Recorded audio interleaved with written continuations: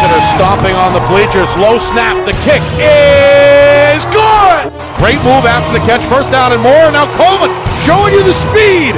Breaks the tackle. Still up at the 5 and in for the touchdown. Wow. He's gone. Gould showing you the speed. One man to beat. Yanico's going to break. He's good.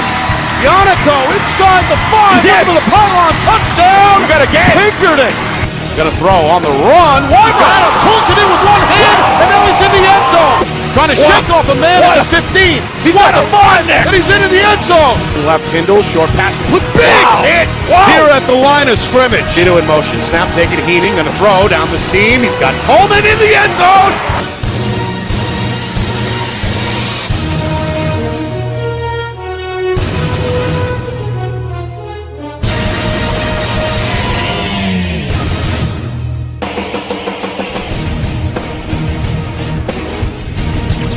Well, hello everyone, and welcome here to Londonderry. Nick Anastas, Steve Beals with you. It's our Friday Night Lights New Hampshire game of the week between the Londonderry Lancers and the Bishop Guertin Cardinals. Two of the best teams, maybe the two best teams in the state of New Hampshire colliding here in week number 6. Lancer Park is packed, it's electric, student body is turned out, and we're ready for some real top-notch football in just a few minutes. Londonderry unbeaten against in-state competition. Bishop Guertin unbeaten period at 5-0. To me, as far as New Hampshire football, Nick, both of these teams are undefeated. As far as I'm concerned, Vincent Hendrickson, I know they got beat by another Massachusetts team pretty handily. Still all known as a very, very strong program. There's been a lot of buzz about who is number one, and at some point, you're always hopeful that when you have that they're going to play each other throughout the year and settle it. It's going to be settled tonight who's number one. But when we talked to those coaches, both of them last night, they have their long game in mind, Nick, where they're looking at getting film on each other and how they're going to match up, because they know it's all about trying to win a championship. And this game, though, will, for the fan base, is going to, and for me as well, is going to really be able to see this matchup one-on-one, position by position, and see how these teams stack up. And it's just going to be very, very exciting to see how this game progresses. As far as I'm concerned, both teams are going to have to play top-notch special teams tonight. Yeah, it's going to come down to something. We know that in the end between these two very talented squads. All right, we'll take a break right now. Sounds good. Come back, get the opening coin toss, the national anthem, and then it's game time. Bishop Guertin and Londonderry, 1 versus 2 in our Friday Night Lights New Hampshire game of the week. It's presented by Beals Insurance. Our broadcast today, as it always is brought to you by Beals Insurance Agency, with locations now in both Bedford and Londonderry. Whether you need home, auto, or business insurance, Beals Insurance will get you both the price and quality coverage that's right for you. Just call 603-471-9999 or visit BealsInsurance.com to request a free quote and start saving money today. Again, that's BealsInsurance.com. Hey, I'm Chad, the owner of New Hampshire iPhone Repair. We're New Hampshire's most trusted and affordable repair shop for your iPhone, iPad, iPod, and even Android needs. Don't worry, we're affordable, reliable, and we back our parts with a lifetime warranty. And you know what the best part is? No, what? We can repair your phone while you wait. I know, that's why I'm here. Oh, I know, Mrs. Green. Here's your iPad, good as new. Bring your phone into New Hampshire iPhone Repair today. The New Hampshire Tomahawks promote the highest level of club lacrosse competition, not just in the state, but in the country. Looking to get recruited? Director Chris Cameron keeps an open dialogue with the nation's top college lacrosse coaches. Over 400 New Hampshire Tomahawks alumni have played at the college level, including the ACC, Big East, Big Ten, Ivy, NESCAC, NE10, and more. The New Hampshire Tomahawks coaching staff has over 100 coaches, including current high school varsity and college coaches. The Tomahawks offer training for players of all ages, clinics, camps, and leagues, along with spring, summer, and fall elite teams. So play with the best. The New Hampshire Tomahawks, showcase and development for college lacrosse. Visit NewHampshireTomahawks.com and girls.nhtomahawks.com.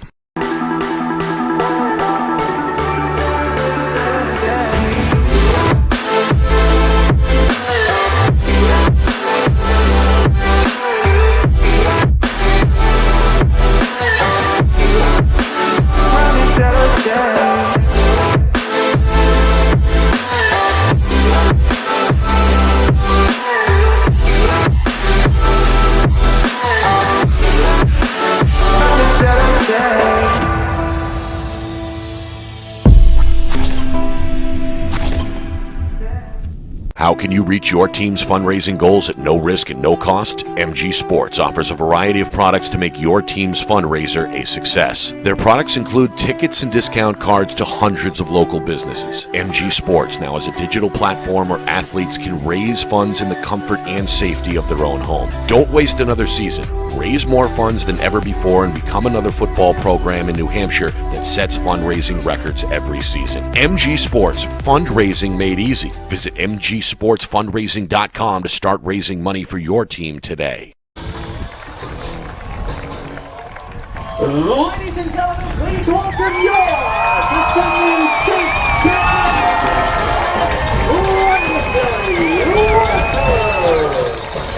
There they are, the defending Division I champions. In fact, they've captured the crown in 2 of the last 3 seasons, hoping to do it yet again under head coach Jimmy Lozon. The fans are ready to rumble. The band is getting lubed up, and we're just as excited as anybody up here on the roof of this Tom Sawyer Nest, named after the longtime athletic director. Well, I'll tell you, when I got here, it was still as can be, Nick, and this wind, once the sun went down, is really moving up. I hope that cold weather stays away, because I definitely underdressed coming here. We've got what a game we've got for you tonight, folks. 1 and 2. You can have your opinion on who's who, but it will be settled tonight. As the captains go out, Nick, the entry into this game and the fanfare and the pomp and circumstance that they put together at this field is just a model for high school football. The energy in this place right now is fantastic. And, you know, the buzz around the whole southern part of the state and the whole Division I region wants to see, what's going to happen in this game. As a Londonderry coach that I used to coach, as one of my players just came in, shook my hand, and you can tell he's ready to roll as well. Yeah, this one, a lot of fanfare, not just here tonight, but statewide. Curious to see which team is going to come away. Now, of course, Bishop Guertin 5-0, Nashua North 5-0 as well. We'll keep an eye on the Titans score as that one trickles in. And the last in-state loss for Londonderry came late last season against Salem before they closed out the regular season with a victory and then, of course, wound up 3-0 in the tournament. Yeah, I mean, it's just the adjustments that Coach Lozon and I'm going to say that Coach Trisciani both make are outstanding. They are a big part of making sure that the talent that they have is properly utilized, properly trained, and then changes on the fly. A lot of guys can only do make changes at halftime, Nick. These guys do it on the fly between quarters and timeouts. And their assistant staffs are loaded. And so there's a lot of one-to-one correspondence with these players to elevate their game. I think conditioning and depth is going to be a big factor tonight. I talked about special teams, Nick. Obviously, I mean, it's a cliche. Obviously turnovers are going to be a factor. But both of these quarterbacks, Nick, are true grit in the true sense of the word. These are guys meant to play high school football at quarterback level, and they do a terrific job. Our national anthem All right. by the world-renowned Londonderry Lancer High School Marching Band under the direction of Mr. Serge Bolio.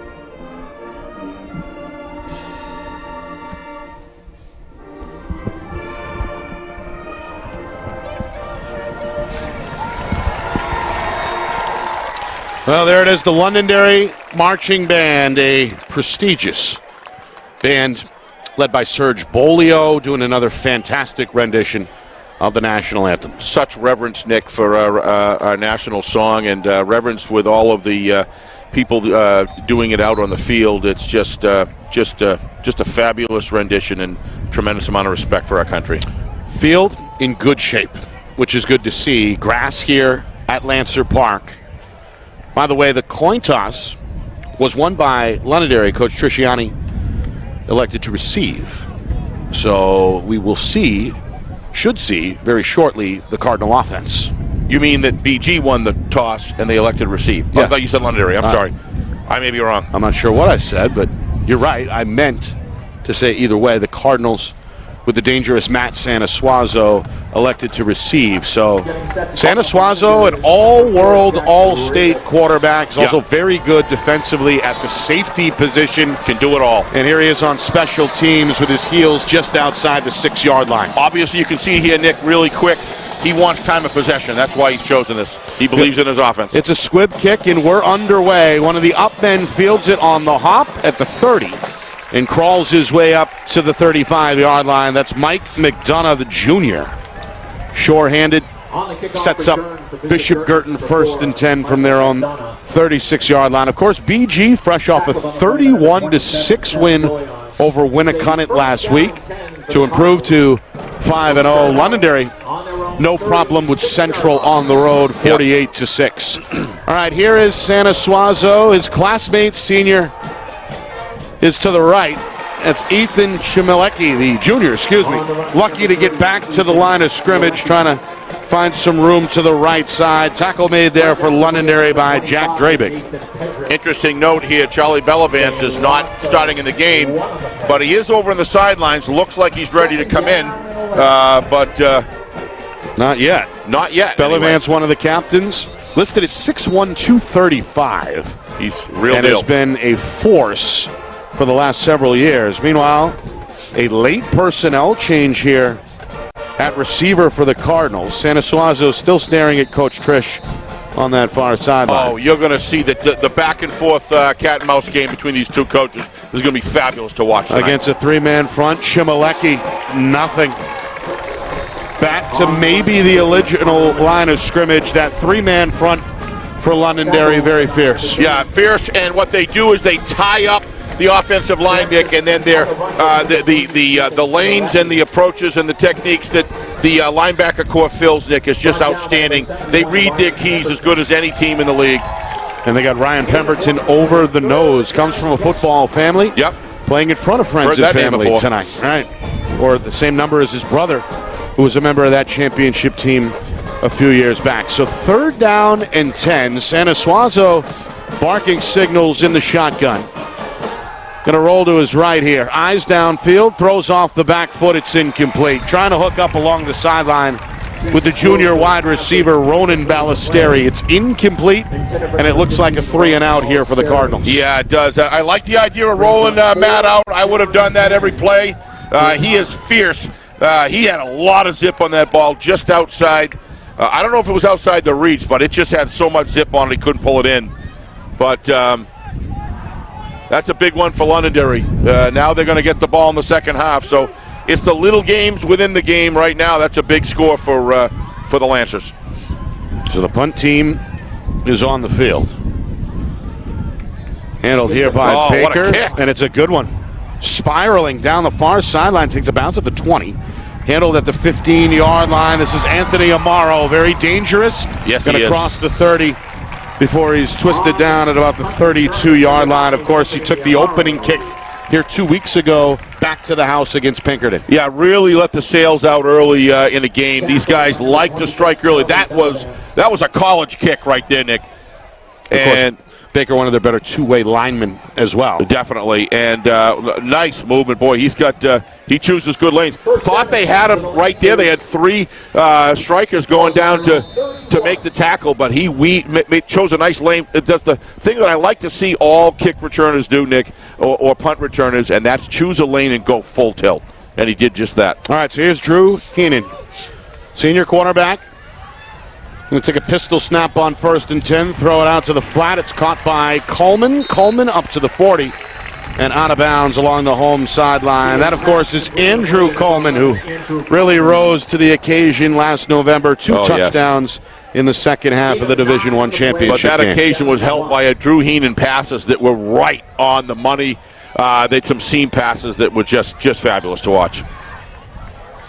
On 1st and 10, Heenan going to dump it off near side. It's complete, but not much. Rolls his way across the 40. First down, though. And it is close to the stick. That's Jake Sheena. It's going to be really close. Was a flag thrown in the play. Meanwhile, the game's first penalty is on the way. Flag back at the 37-yard line of Londonderry. Don't know what that is on the backside of the ball, Nick. Could have been a hold. Referee tonight is Mike Harriman.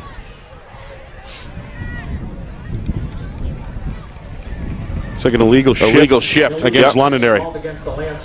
Yeah, that would make sense over where that laundry was dropped, Nick, that it would be just that. Meanwhile, a gathering crowd once again here at Lancer Park. Maybe not quite the size we saw 2 weeks ago in the rivalry game against Pinkerton, but it's close. Several thousand expected, several thousand I would say are on hand. Definitely. With more continuing to stream in. It's a cool night, but not too cold. Temperatures right now in the mid-60s and a bit of a breeze. 2 minutes in first quarter. Londonderry's opening drive on a 2nd and 8, trying to bounce it near side. This is the wide receiver, Andrew Susi, getting a direct handoff, bumped out after crossing the 35 to the 36. So it looks like 3rd down and 3. A manageable, perhaps 3rd and 3 for the Lancers. Yeah, I like the speed, though, that the Bishop Guertin defense showed there, Nick. Chose good lanes and made a good tackle. That big 3rd down here. Londonderry getting to the line quickly and now slowing the pace. Coach Lozon flashing the signs from the home sidelines, as we'll see all night. Heenan ready. Takes the snap, fakes the handoff, keeps it himself. He goes up the middle, and he's got a first down. He loves to run. He welcomes the hits, lowers his shoulder, and delivers the hit, Nick. This is a special kid. He's very durable. You look how low he is built to the ground. Try to bring a guy like this down, watch him lower his shoulder, bang, he likes it. And when you like it, you get hurt less than you do when you don't. Santa Suazo coming up from the secondary just to get in his way and make the stop. Meanwhile, 1st and 10. Who wouldn't want Drew Heenan to be a quarterback? A lot of experience, of course, came off the bench, so to speak, filled in for the injured starter midway through last season. Handoff again, near side, another carry for Susi, and this one is close to a first down. Able to cross into Cardinal territory. They mark him out at the BG 47-yard line. It looks like 2nd down and inches. Yeah, I think that was Espinal who made that block. Watch this block on the inside. You're probably not going to see it there. There was a block by Espinal that was just absolutely spot on. Coleman, the wide receiver, had a pretty good block as well along the sideline. 2nd down and 1 officially. Heenan again in direct communication with Coach Lozon. 3 minutes in. BG, a 4-man front. Low snap, handoff right side. Sheena has to hurdle his own man. May have gotten a couple in the end, but not much. Out of bounds, shy of the 45-yard line. Wow. They give him 2. He only needed 1. And that should be a PG first down. However, the officials, they first down. They now signal Londonderry first down. So Sheena, 1 catch and 1 carry. Right now, Londonderry doing a good job of establishing the off tackle on the edge with some excellent blocks, sealing inside. Makes it very difficult for a direct route by the linebacker core. They have to circle around, and that speed that Londonderry has is really breaking them outside. Not big gains, but they are gaining yardage. BG will rush 4. Heenan gets rid of it. Caught by Amaro. He's got room in the middle across the 40. And the twist down to about the 35-yard line. Again, very close to a first down. It is a first down for the Lancers. Yeah, this is just great execution by 11 Londonderry Lancers, Nick, and making it very difficult for BG to defend. That's just well done. 68. It's so dark here, I can't get all of the names, but that's Jason Cenas. We talked about getting a light. We're going to have to get a light up here. One of the Nick. Londonderry linemen, the left tackle. That was Chase Armorall on the stop. 1st and 10, Heenan going to show you the arm down the sideline, incomplete. Yeah, you don't see Drew make a bad decision very often. That could have been very costly for the Lancers right there. BG doing a nice job defending there. Trying to hook up with Armorall. Yep. Ballesteri was with him step for step on the coverage. So 2nd down and 10. Heenan checking the wristband. Calling out the play. Two tight ends, it looks like right side. They're going to run right. 3rd carry for Susie. Tries the stiff arm. Makes a man miss at the 33. Dropped at about the 32-yard line. Good play there defensively for Ethan Labby, one of the senior linebackers, one of the steady contributors defensively for Coach Fish. Watch the speed here of BG. They show it right here. Excellent job getting outside. Good swarming to the defense. Nice cut inside, but everybody's coming. That's a good sign for BG's D. You saw it out there with the Lancers doing the same thing when they were on defense, and that's why both of these teams are at the top of the heap. Nearly 5 minutes in. Cardinals hoping for a stop. The ball at the BG 33-yard line. 2 receivers left. Heenan. Handoff, Sheena, left side. He's got the edge. He's looking for the marker. Going to be twisted down by Ballesteri. Very close. I think he's a short, about tackle a half a yard. Inbounds, yes, short of the marker. A 1st down saving tackle there out of the secondary by Ballesteri. Londonderry, meanwhile, is going to keep the foot on the gas pedal, it looks like. Offense lining up without a huddle. They haven't moved the ball marker yet. I'm a little concerned about what's going on down there. 4th down and inches to go. 4th down. Okay, they were waiting for the call. I thought they had already made it. So now the chain is in motion. And they're going. And they're about an inch short.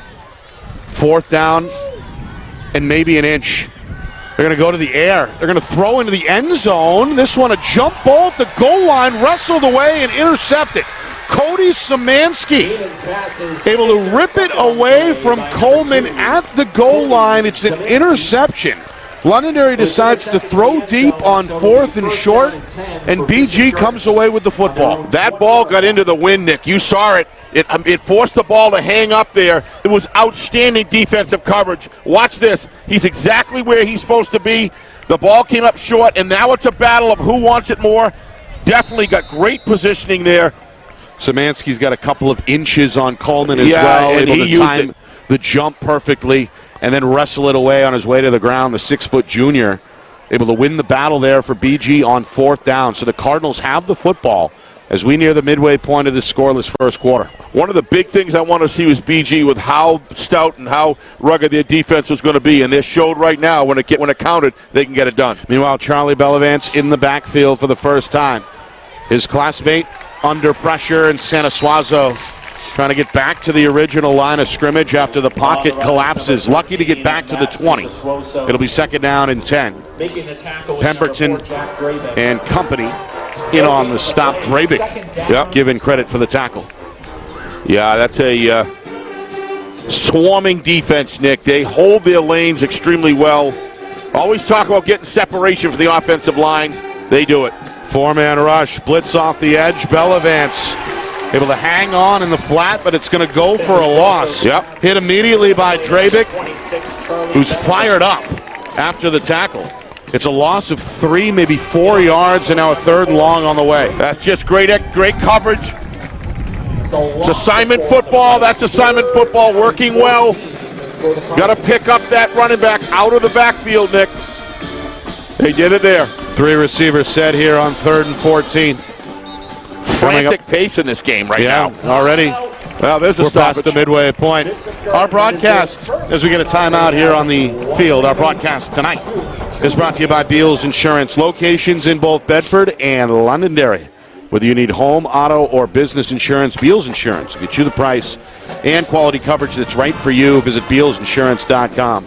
Also by MG Sports Fundraising. That's fundraising made easy. MG Sports Fundraising is the official fundraising partner of Friday Night Lights New Hampshire. Visit mgsportsfundraising.com. Also by New Hampshire iPhone Repair. It's done while you wait. It's backed by their lifetime warranty. Now with 6 locations in southern New Hampshire and on the seacoast, visit NHiPhoneRepair.com. By the New Hampshire Tomahawks, showcase and development for college lacrosse. Visit nhtomahawks.com and also girls.nhtomahawks.com. And finally, by Ghost Energy. Ghost is an active lifestyle sports nutrition brand that powers users to be seen beyond the walls of the gym. So be seen with Ghost Energy. Nick Anastas, Steve Beals with you about midway through this opening period. It's our Friday Night Lights New Hampshire game of the week between Bishop Guertin and Londonderry. Cardinals on a 3rd and 14 go back to the air. This one incomplete as Sanasuazo knocked down on the rollout pass. Going to bring up a 4th down and 14, and it looks like punt number 2 on the way for the Cardinals. Yeah, the defense is winning the matchups here on the offensive lineman at the current time.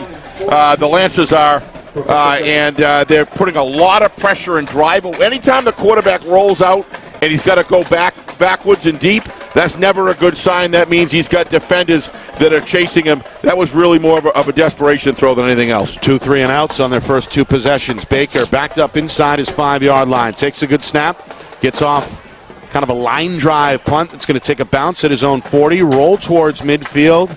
And it looks like finally we'll be down just shy of the 50-yard line. So Londonderry looking to take advantage of the good field position here and the short field at the 50-yard line with just outside of 5 minutes to go in this first quarter. Yeah, I thought the defense at BG looked pretty good that last time, Nick, to get the ball back and make an interception. Yep. But the offense is struggling right now with an onslaught of Lancer defenders that are just breaking the offensive blocks and getting on Sanasuazo. And if you watch, the field position game is beginning to slide a little bit in Londonderry's favor. However, both teams, it's double goose eggs on the board here, Nick. Nothing's happened as far as scoring yet. And, championships are won by great defenses usually, most of the time. And they're showing that tonight so far. Lancer's going to spread it out. 2 receivers each side. Man in motion near side is Pedrick. Heenan takes the snap on 1st and 10. Toss to Sheena. Near side. Tiptoes at the 50. Down the 45. Near sideline to the 40-yard line. Mark him out just shy of that, it looks like. About the 41.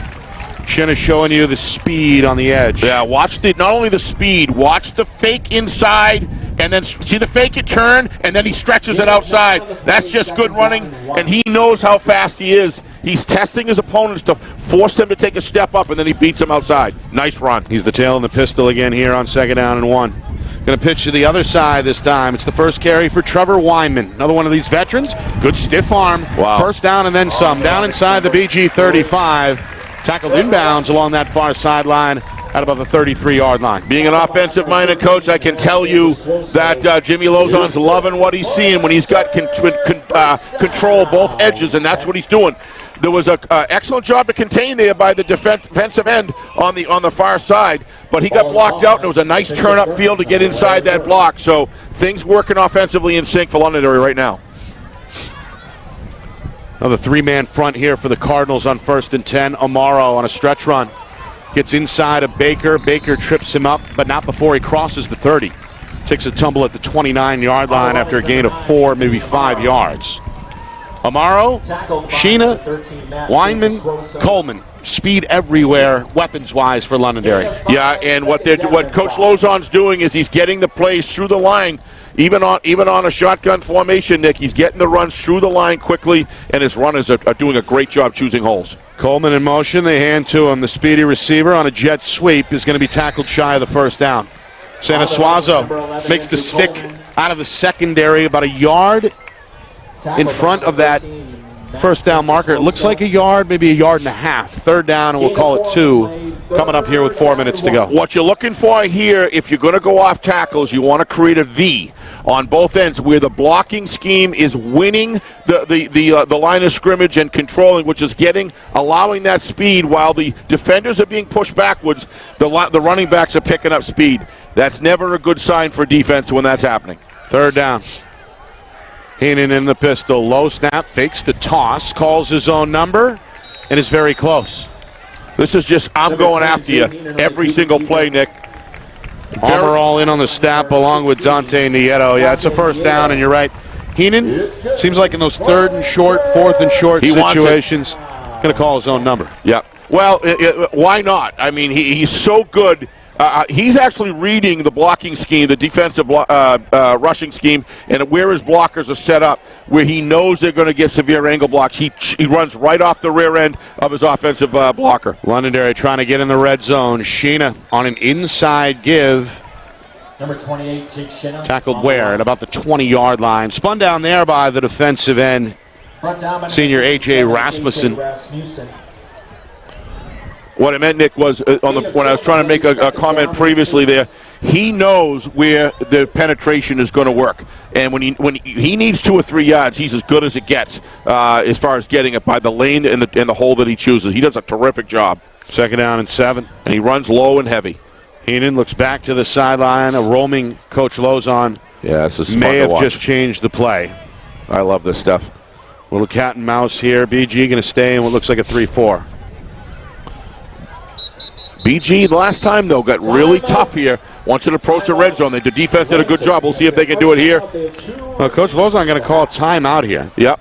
Comes with 2:24 to go in this opening quarter and a 2nd down and 8 on the way. I have to be honest. I don't understand why you make that call in the last play when the interception was in the end zone. You got 4th and an inch. I mean, and you have a running advantage that's been going on ever since the game started. Surprised they went there, trying to grab it in one shot. It might have been nice to get a 1st down there, and I think what he's probably doing is he's looking at this running advantage right now. Coach Lozon's got, and both Coach Lozon and Trisciani do a great job of analyzing the game, stopping it, and recognizing what they're doing well. I'd be surprised if they passed it in the end zone. I think they feel comfortable running the ball. So it'll be a very interesting call here. Well, it's such a dynamic offense. It is. Anything is possible, as we know. And all options are really on the table. Looks like they're going to load up the line here. Yep. On a 2nd down and 8. That game is also at 7 o'clock. With a tight end on both sides.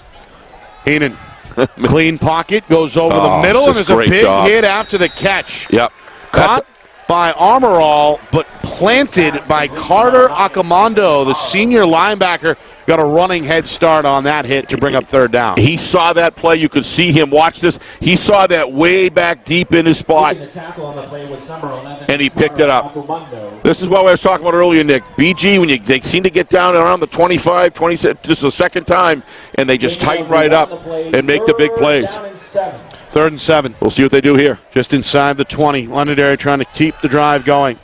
Heenan looks over the middle, and that one incomplete. Little high. Little sail for Coleman.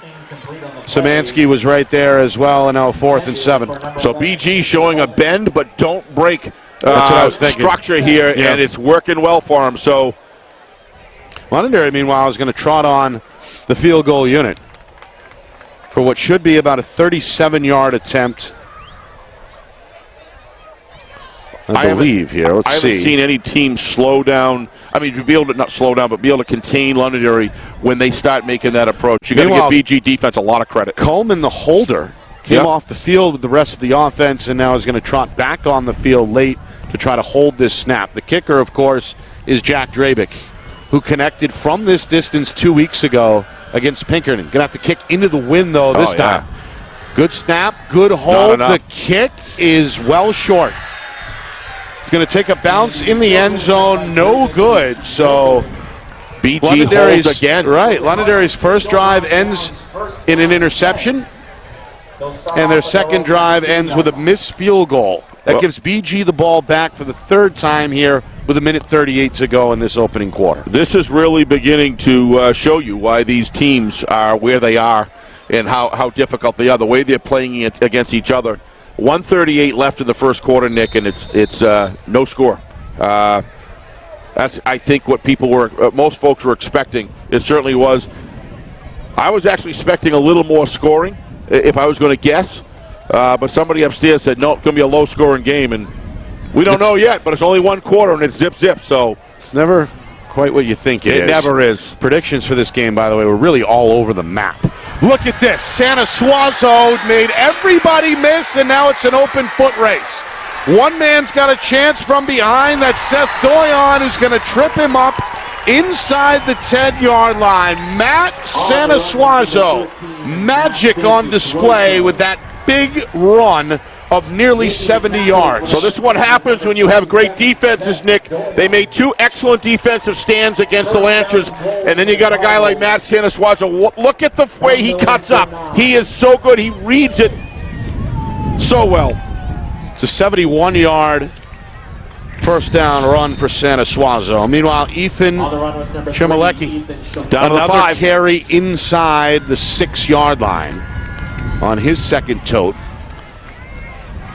And now with a minute to go here, we're seeing a 2nd and goal. Look at that cut. Wow. From the 6-yard line. Look at that cut. Special player. He sure is. Of course, comes from a football family.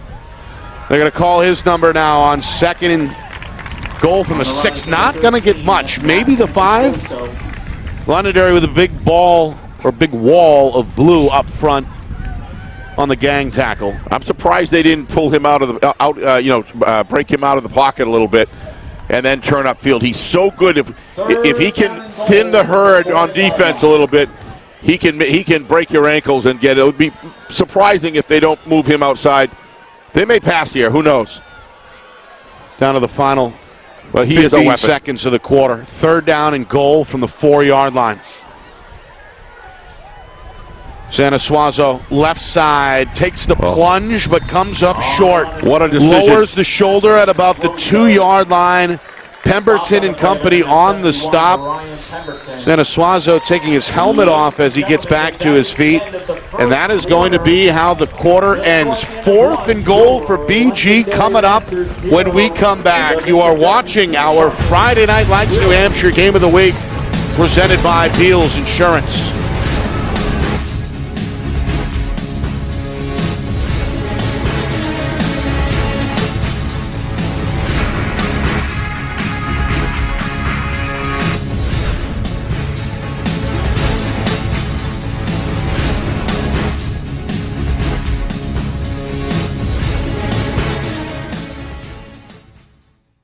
Our broadcast today, as it always is brought to you by Beals Insurance Agency, with locations now in both Bedford and Londonderry. Whether you need home, auto, or business insurance, Beals Insurance will get you both the price and quality coverage that's right for you. Just call 603-471-9999 or visit BealsInsurance.com to request a free quote and start saving money today. Again, that's BealsInsurance.com.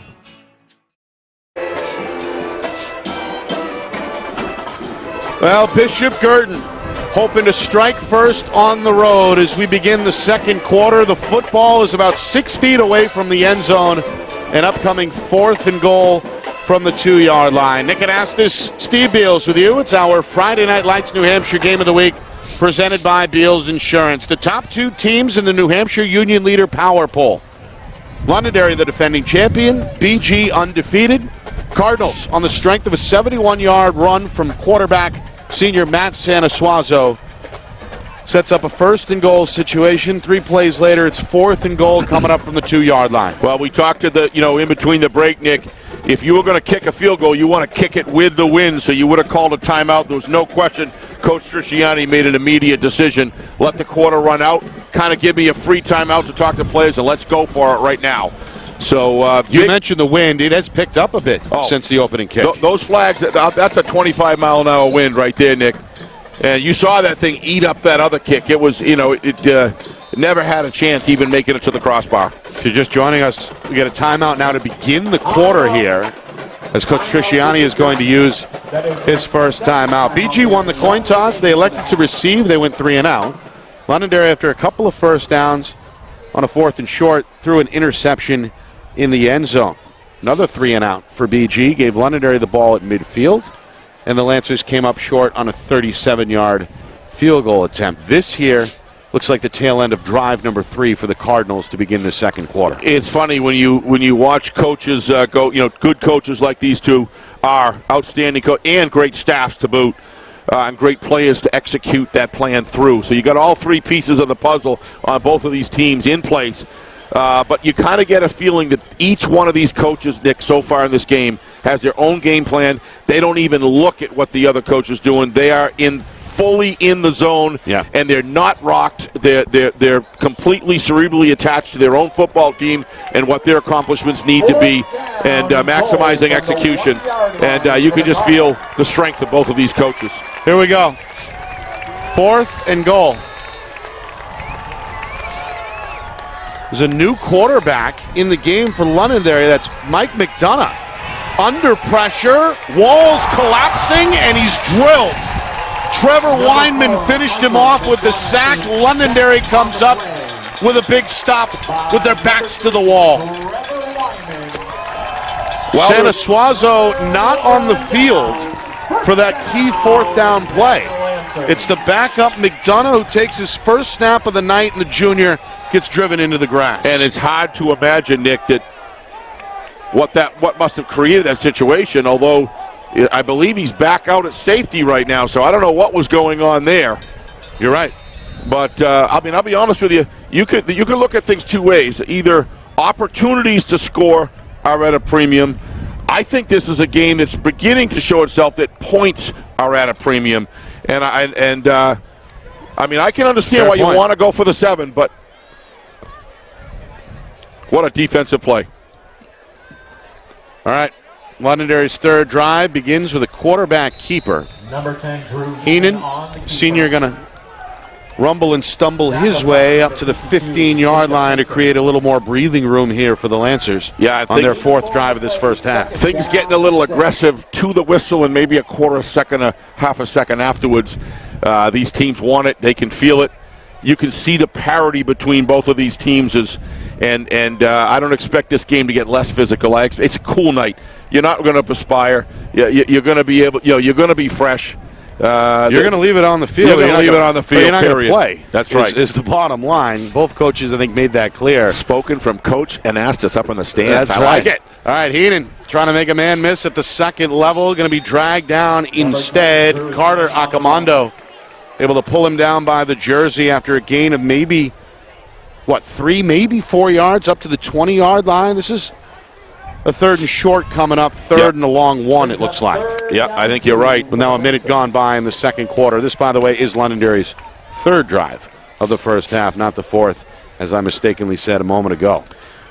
Heenan taking his time in the pistol. Sheenan's the tail. It's a man in the slot to the right. Coleman is wide to the near side left. BG's going to bring heat. Bringing the kitchen sink. Coleman, a one-on-one catch and a great one-on-one move. First down and more. Coleman showing you the speed. Down the near sideline. Coleman is in the end zone for a touchdown. Wow. Lancers, an 81-yard strike. Heenan to Coleman for 6, and Londonderry strikes first. It's 6-0. Did he turn on the heat, Nick, or what?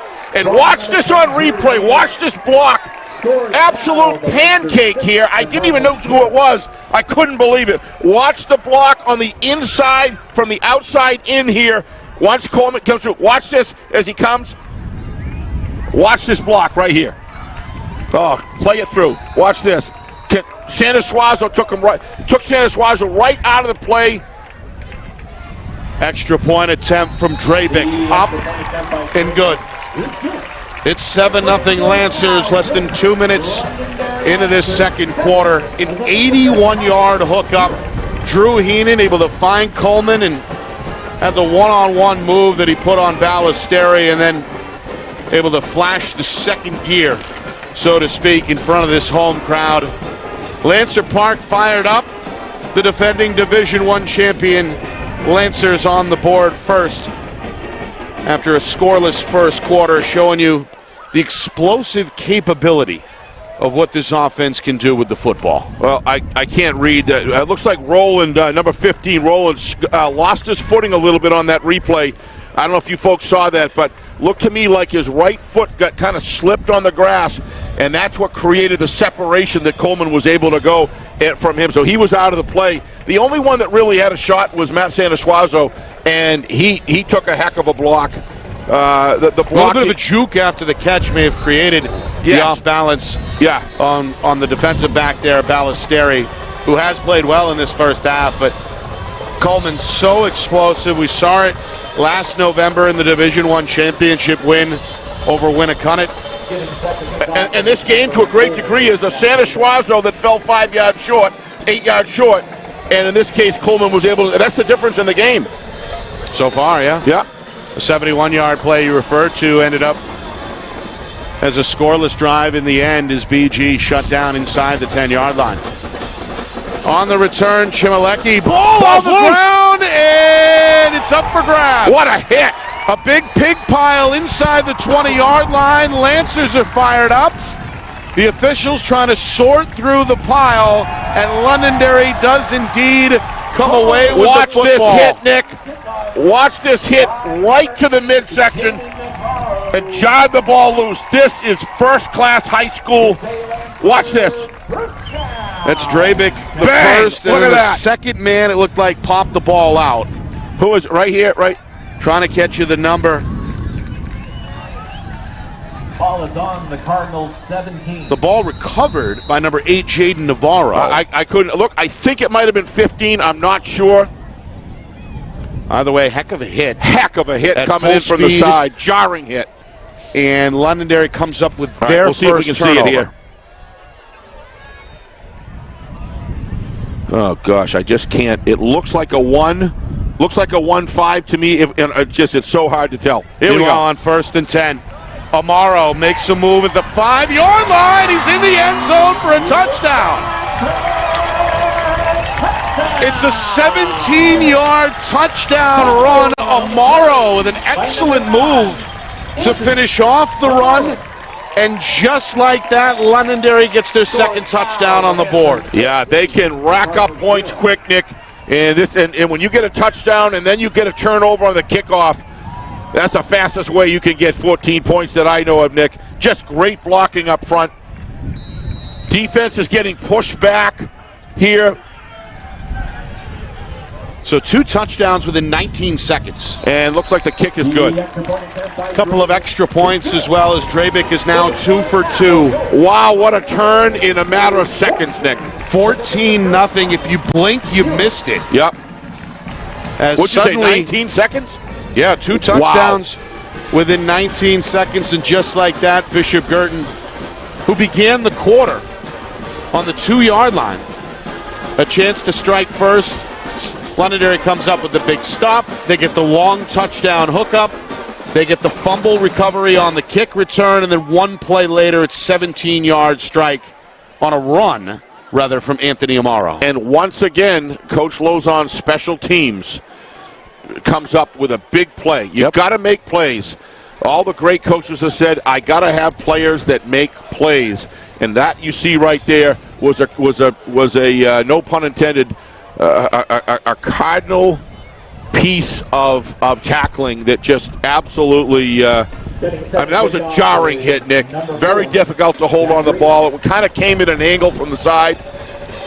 So these special teams of this Londonderry Lancer teams is as good as it gets. I don't know of anybody I've seen better. And they just become such a factor in the game. Drabick, a good kick here.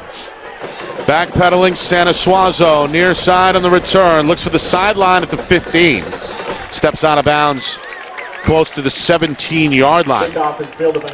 I guess the main objective there is secure the football and get the offense back on the field. Yeah, you got to. And, you've got to give Santa Schwazo an opportunity maybe to start throwing the ball, Nick.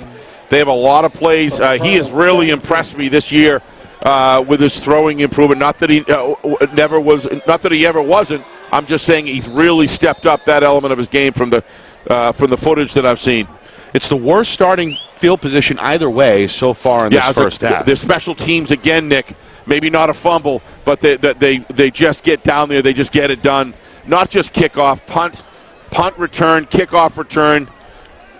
All phases, really. All phases of the special teams play. Meanwhile, Ethan Labby in the backfield gets his first carry, squeaks through the hole run. Across the 20, leans forward to the 24-yard line. Yeah, he got through the hole quick there, Nick. He actually broke a tackle at the line, so tackle by Drabick. He runs strong. Down on the play by number 14, Connor Williams, and number 4, Jack Drabick.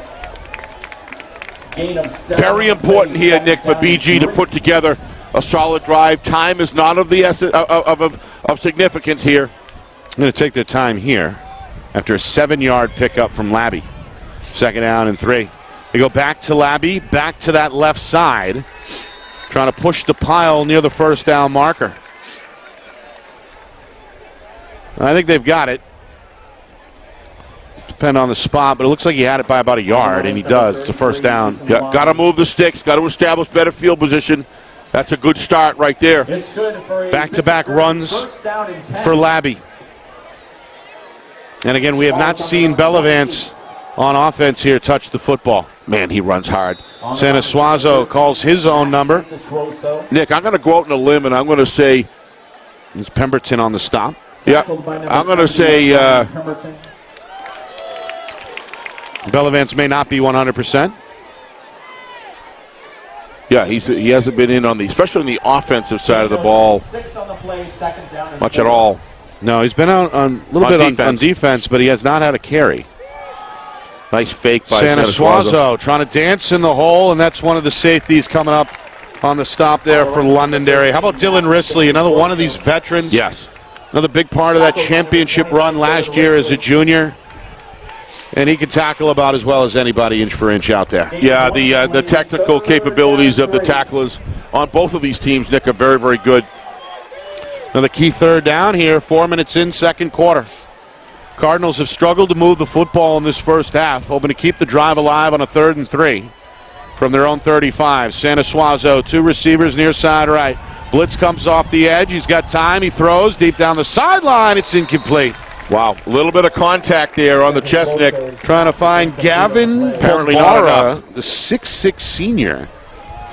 A little bit of contact. Yeah, I want right, to see this again if we can see it.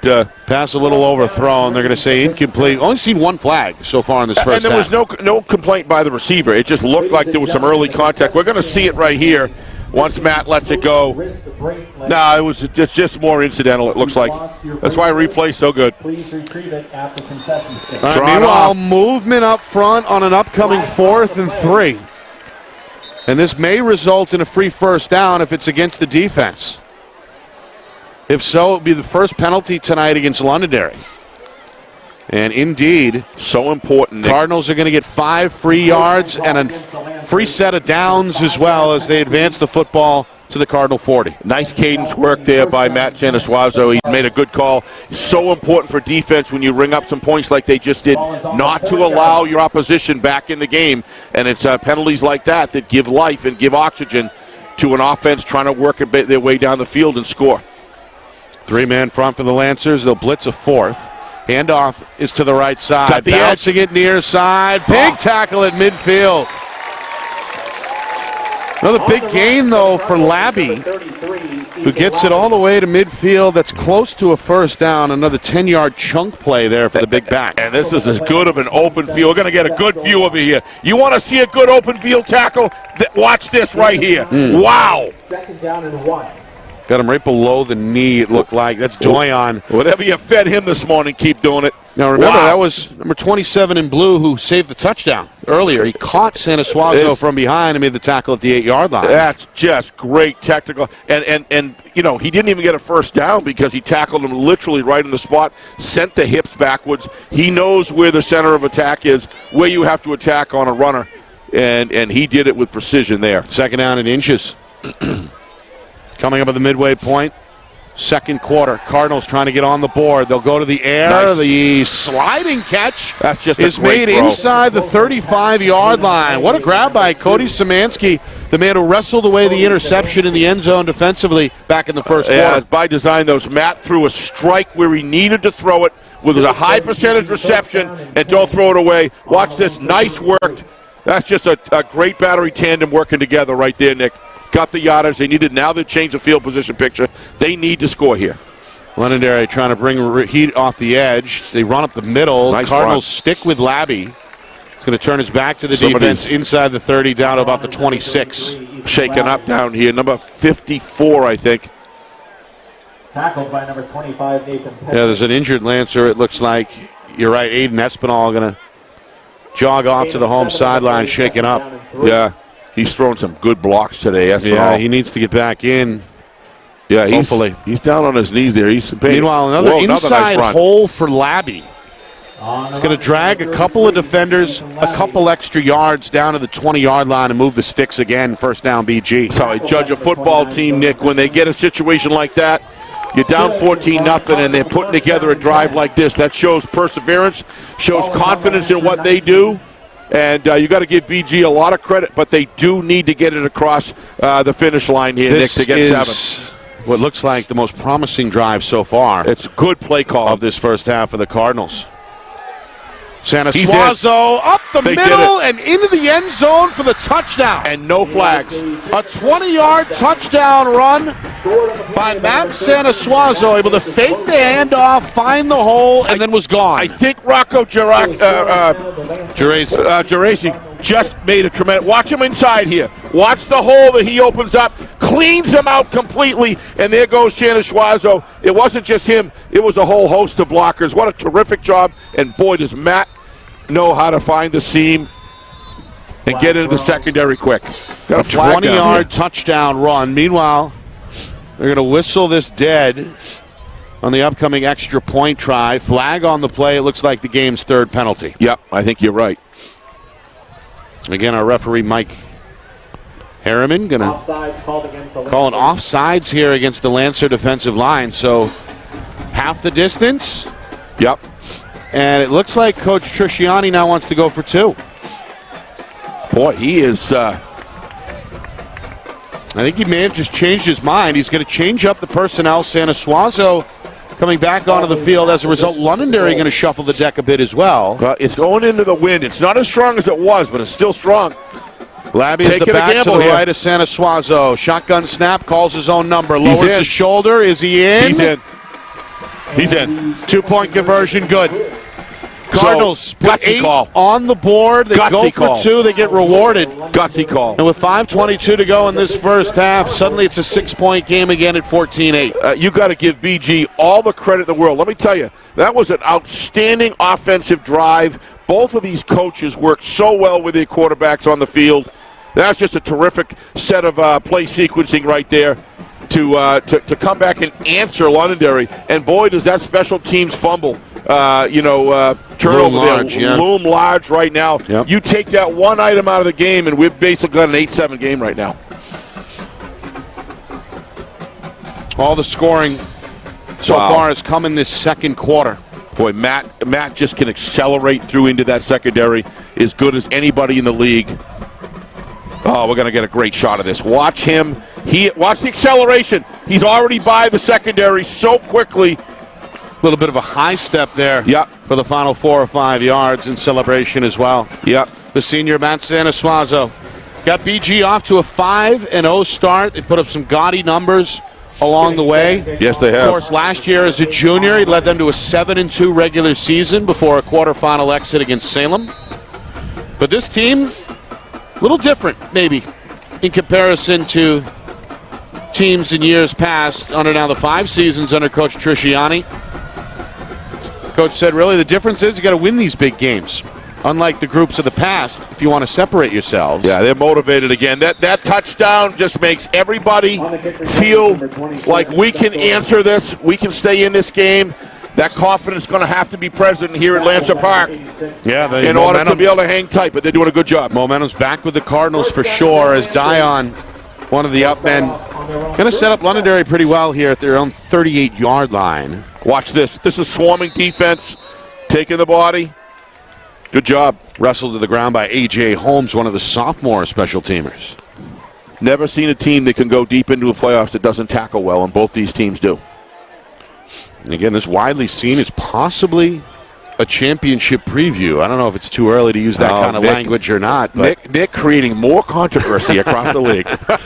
And off here, trying to bounce it to the right side. Another carry for Susi and another first down. That's a big one. For Londonderry up to the Lancer 49-yard line. It's a gain of 11. What down was that, Nick? That was second down. That was a big play right there.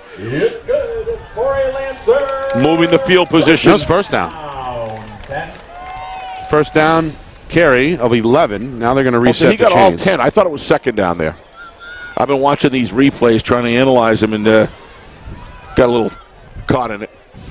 Quite all right. Understandable for sure. Lancers 2 touchdowns on the board, 19 seconds apart earlier in this second quarter.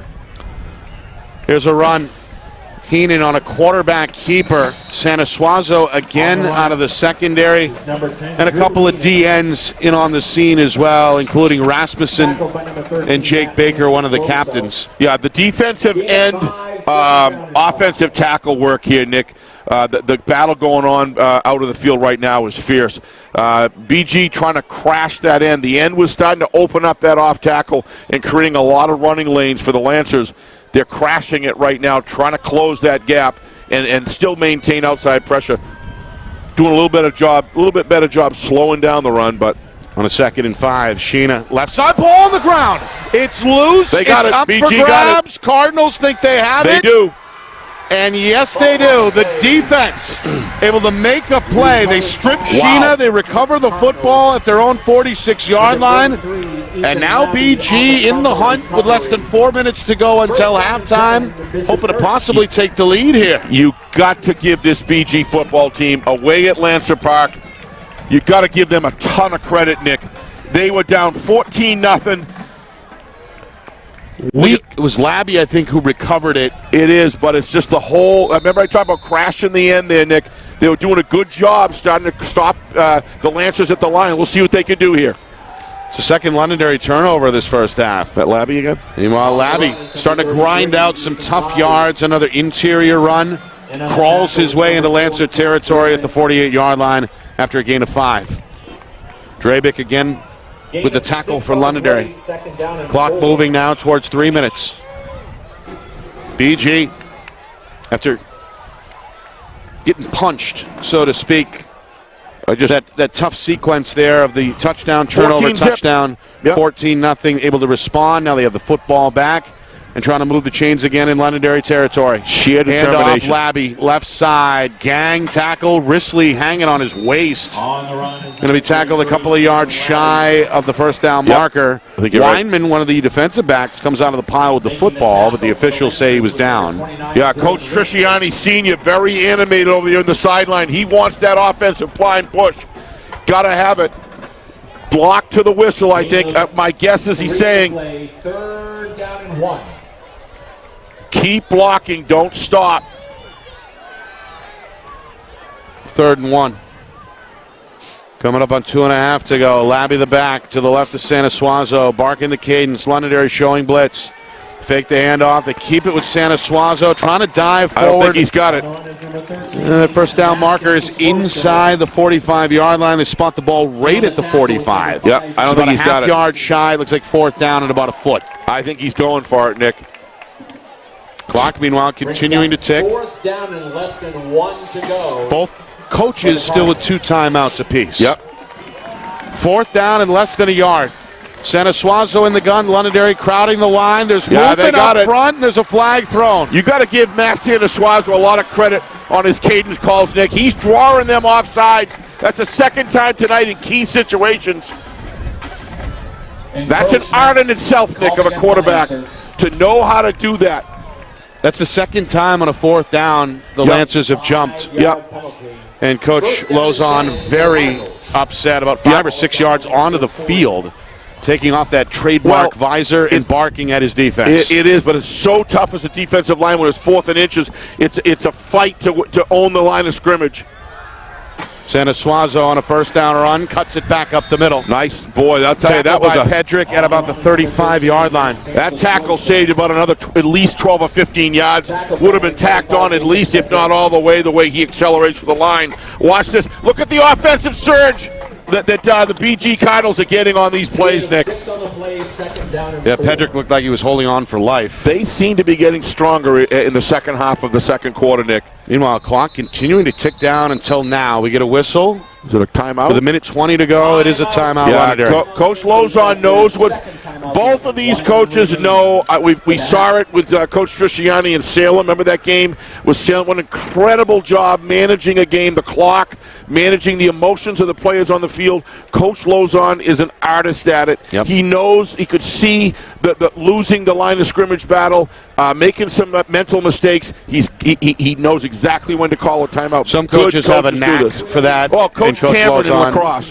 Chris Cameron lacrosse does it better in lacrosse than anybody I know. Of Bishop Guertin, of course, and you're right, Lozon here. Going to call his second timeout, try to settle his guys down. He's having a one-on-one word with Espinal, who is back in the lineup after being shaken up earlier. So much admiration for both of these young coaches, Nick.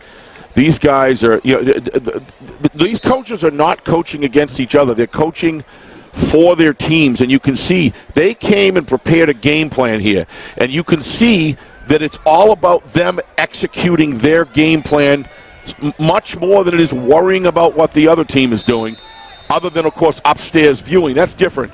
These coaches are dialed into where their kids are emotionally and physically, as far as fatigue and so on and so forth. Just a masterful job here on both sides so far. Second down and 4 out of the timeout. Cardinals with the football at the Lancer 34-yard line. Londonderry going to blitz. It's picked up well. Sanasuazo airs it out down the sideline. It's incomplete. Yeah, he got him. He's holding contact. his arm. Yeah, he's holding his arm. A couple of flags flying. It looks like pass interference is going to be called here against the Lancers. Watch it. You'll see his back arm, if we can get it in a slow-mo here, his back arm is being held. Watch him as he goes downfield.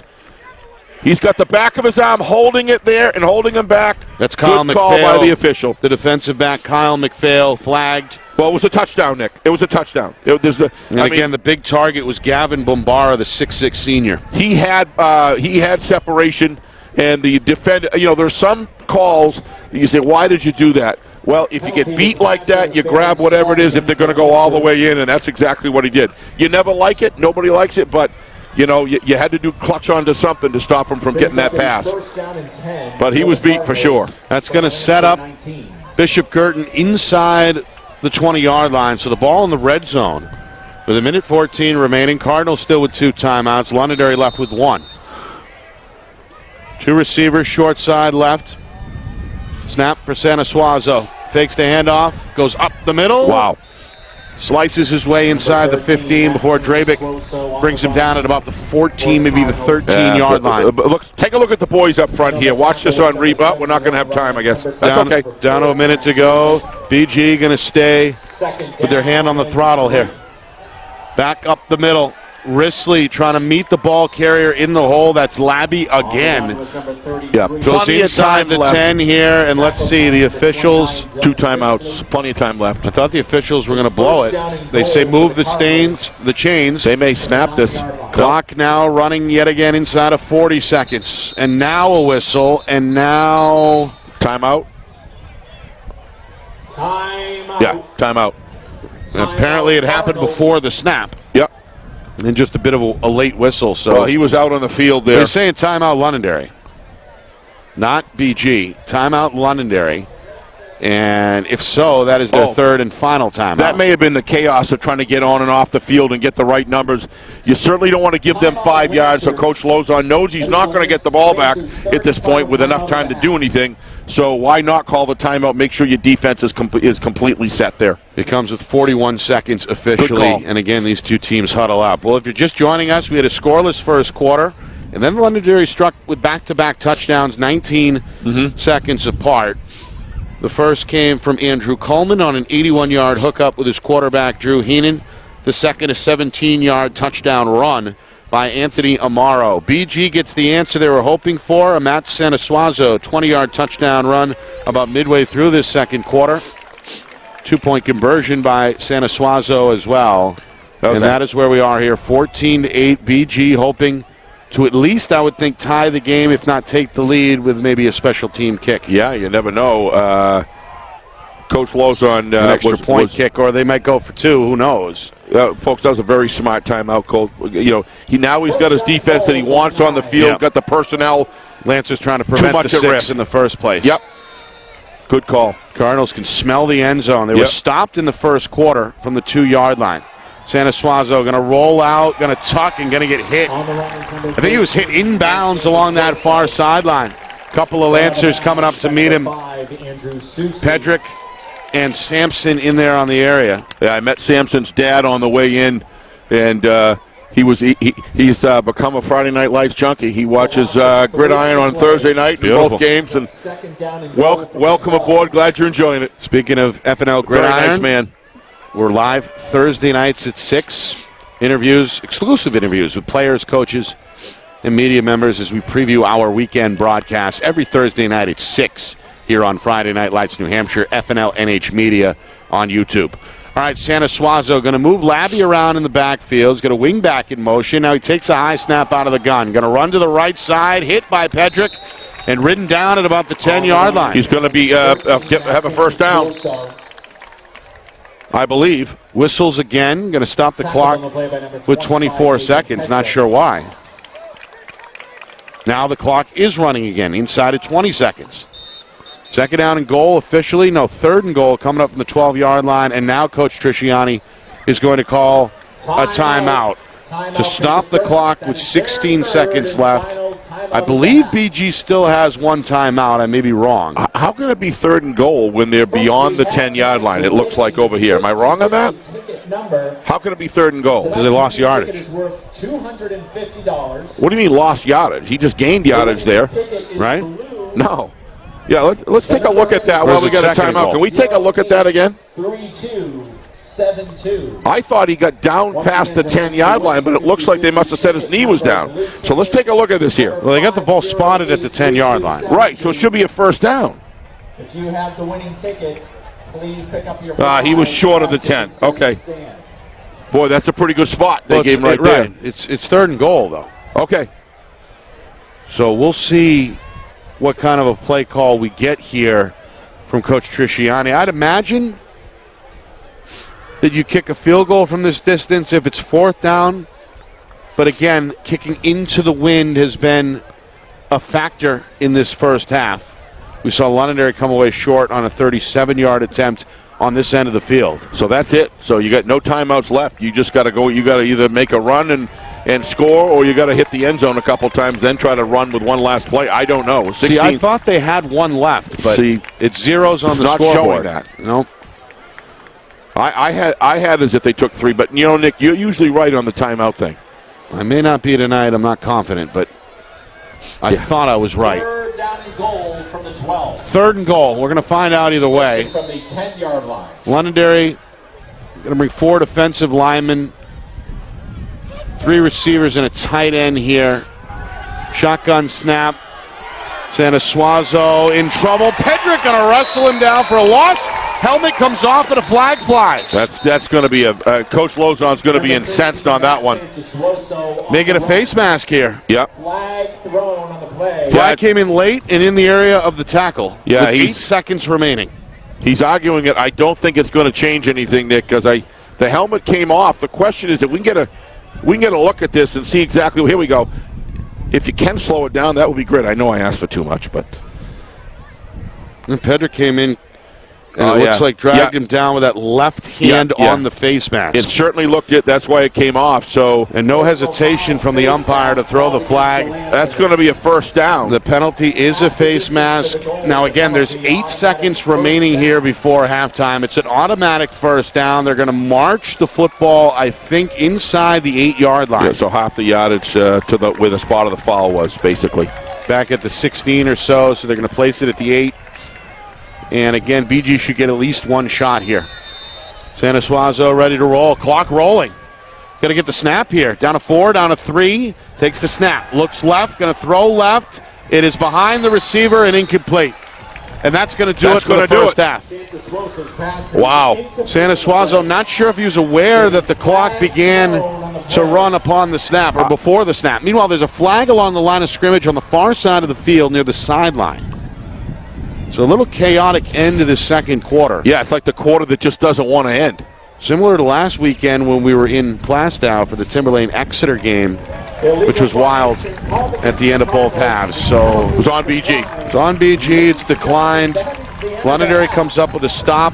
BG hanging around. What a half.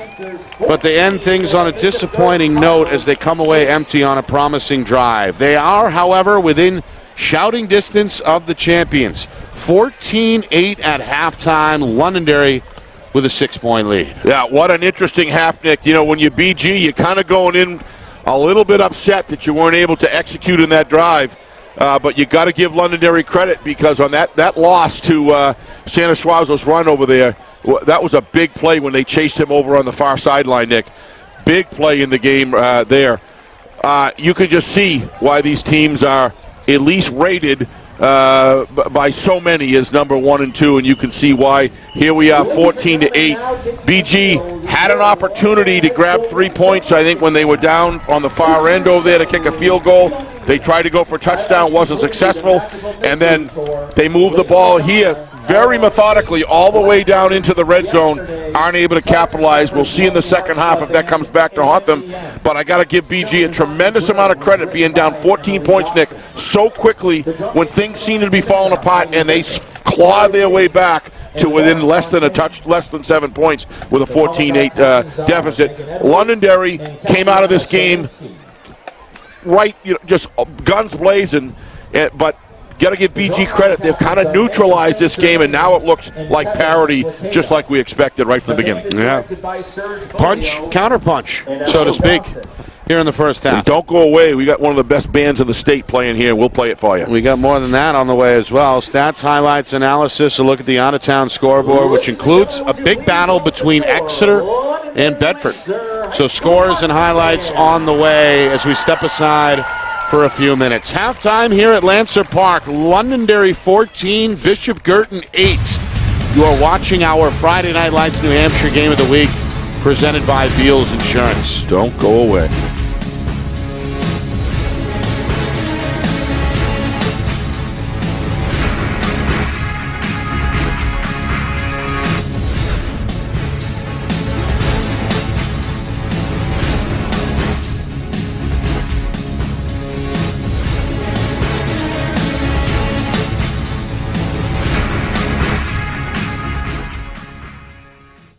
Our broadcast today, as it always is brought to you by Beals Insurance Agency, with locations now in both Bedford and Londonderry. Whether you need home, auto, or business insurance, Beals Insurance will get you both the price and quality coverage that's right for you. Just call 603-471-9999 or visit BealsInsurance.com to request a free quote and start saving money today. Again, that's BealsInsurance.com. Hey, I'm Chad, the owner of New Hampshire iPhone Repair. We're New Hampshire's most trusted and affordable repair shop for your iPhone, iPad, iPod, and even Android needs. Don't worry, we're affordable, reliable, and we back our parts with a lifetime warranty. And do you know what the best part is? No, what? We can repair your phone while you wait. I know, that's why I'm here. Oh, I know, Mrs. Green. Here's your iPad, good as new. Bring your phone into New Hampshire iPhone Repair today. The New Hampshire Tomahawks promote the highest level of club lacrosse competition, not just in the state, but in the country. Looking to get recruited? Director Chris Cameron keeps an open dialogue with the nation's top college lacrosse coaches. Over 400 New Hampshire Tomahawks alumni have played at the college level, including the ACC, Big East, Big Ten, Ivy, NESCAC, NE10, and more. New Hampshire Tomahawks coaching staff has over 100 coaches, including current high school varsity and college coaches. The Tomahawks offer training for players of all ages, clinics, camps, and leagues, along with spring, summer, and fall elite teams. So play with the best. The New Hampshire Tomahawks, showcase and development for college lacrosse. Visit NewHampshireTomahawks.com and girls.nhtomahawks.com.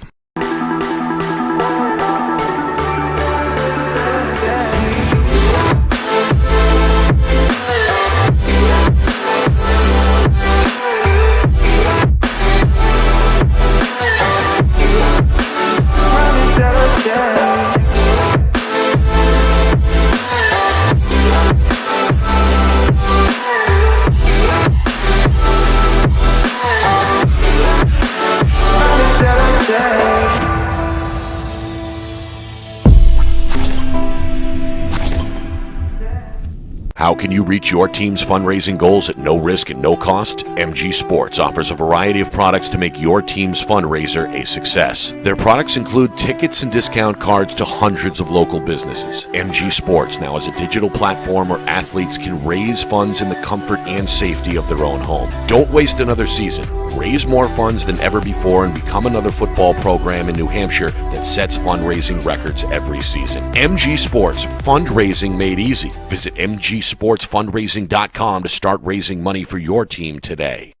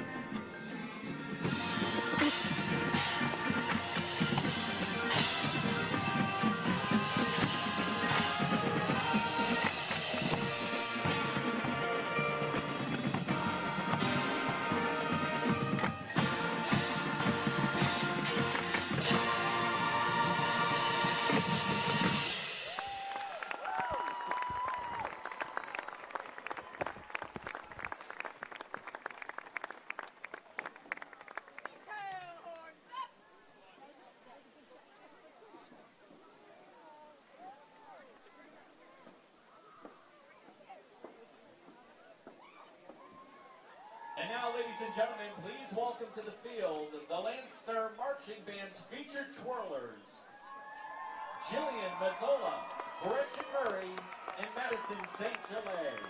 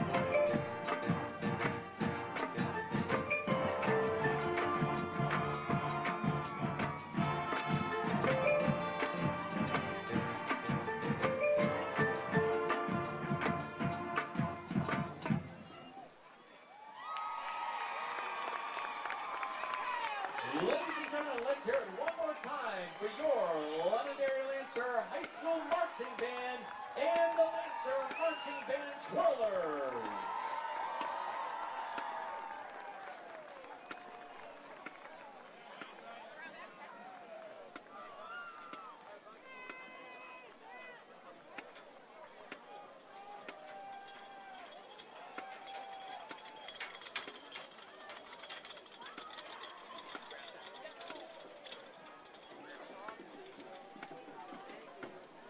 And now, ladies and gentlemen, please welcome the Lancer Dancers dance team, led by senior head captain Kendra LaPierre and co-captain junior Liv LaBranch, as well as captain Maddie Holt.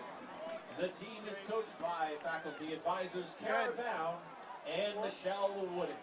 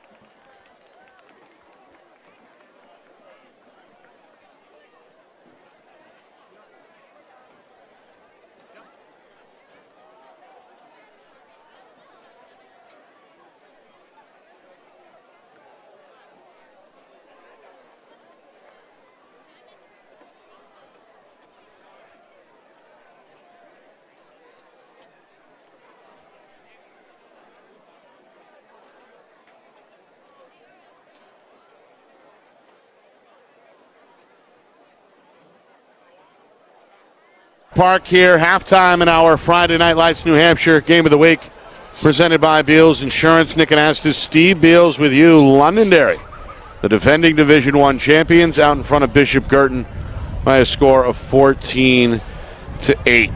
Defense, the name of the game in that first quarter. First 12 minutes were scoreless. BG, well, got in a little bit of a hole after that. Londonderry, back-to-back touchdowns, 19 seconds apart. They had the 80-plus yard hookup from Drew Heenan to Andrew Coleman. Then they got, on the ensuing kickoff, a fumble recovery, set up a 17-yard touchdown run by Amaro, and just like that, it was 14-zip.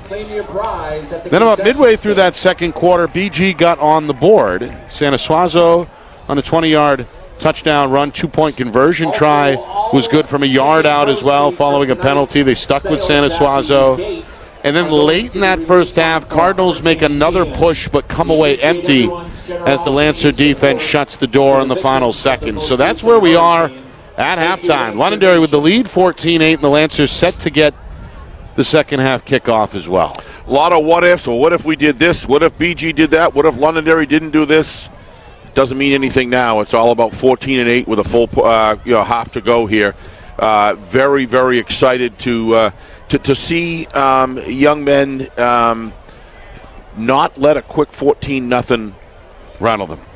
Right. They just dug down. The coaches dug down. The BG players dug down, and they kind of stole that momentum away from the Lancers little by little. And it was pretty much BG's 3/4 of the second half was theirs. The only thing that they come out is empty-handed as far as the score is concerned on that last drive. Nick had a golden opportunity to come out ahead, but at this point, like I said, what does it matter? What matters is you got a whole half of football and you're within one score, and you're away. So this game is for anybody. Either one of these teams could take this. I think that you can always say next score wins, but if Londonderry was able to pull out, that's a real deep hole to come out of. But both of these offenses can score quickly, and they have players and and an offense that can score in 2 or 3 minutes with a couple. We saw what either one of these teams can do when they get a break. Capable of a quick strike for sure. Quick strike for sure. So that changes the dynamic a little bit. You can, in the 5 or 6 minutes with any fortune. Special teams still comes back here, Nick. That special teams fumble after they got the touchdown was huge. 3 turnovers combined in that first half. Londonderry 2-1, right? Gave away a pick in the end zone, and Sheena lost a fumble in that second quarter. BG the one giveaway on the kick return. So Cardinals actually winning the turnover battle, but losing on the scoreboard 14-8. This wind is not giving up. To me, it's ranging between 15 and 30 miles an hour. And it's really been steady since kickoff. It's been steady since kickoff. Had a little lull there for a little while, but now it's back going out again. You wonder, how things will work out. But Londonderry will get the ball in the opening kickoff because I believe that BG decided to take it. Yeah, they did in the opening kickoff. So Cardinals won the toss, elected to receive, and now going to have to kick the football away down 6 to begin the third quarter. But both these teams have championship defenses as far as I'm concerned. Exactly. I think both head coaches are okay with their defenses coming out on the field here. Londonderry BG, I think the original game plan was to go ahead and get yourselves on the field, get your offense going, maybe score first. But obviously the 3-and-out gave Londonderry the ball shortly after that. Meanwhile, we're getting a look inside of Lancer Park. Again, several thousand here tonight. Oh, yeah, for sure. Place was buzzing 2 weeks ago in the win over Pinkerton. Buzzing again tonight on that far sideline are the fans from Nashua, the BG supporters who made the trip up north. And, they've come out well respected in the past, and a good turnout again tonight. That standing section over there on the far side of the 30 is the student section, the Owl's Nest, so to speak. There's some of the members of the band put on a pretty good halftime show as usual. Very good halftime show. We're sorry we couldn't bring you the first 2 pieces. That was because there was an audio issue, and our very able John Barron, our senior technician, was able to get it going. So thank you, John, for doing Johnny on the spot, as they say. But That wasn't our intention. It just we fought hard to try to get you the last two or three. So that band is incredible. And then Nick and I were watching a kind of a big circle out and back here in the parking lot. A little bit of a jam session. A little jam session by the band. It was fun to watch. They are an exuberant group, and they are talented. Yep. All right, there are the Lancers. Back on the field.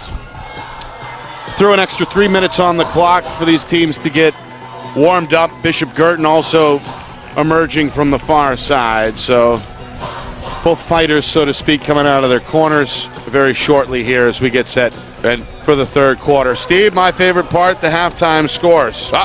Just to get your reaction. All right. I'm all consumed in this one. We'll save Bedford and Exeter for last. I figured you would. Okay. We'll start with Salem. Out-of-town game against Wachusett. Massachusetts opponent. No such luck for the Blue Devils. They're down 27-0 at halftime. Yeah. Merrimack. They've been quietly winning football games. Yes, they have. Yeah. We got to get Coach Jackson on I think FNL so. Gridiron very shortly. Merrimack 24, Spalding 6. 5 minutes into the third quarter. Yeah, I think that's more about Merrimack than it is about Spalding, Nick.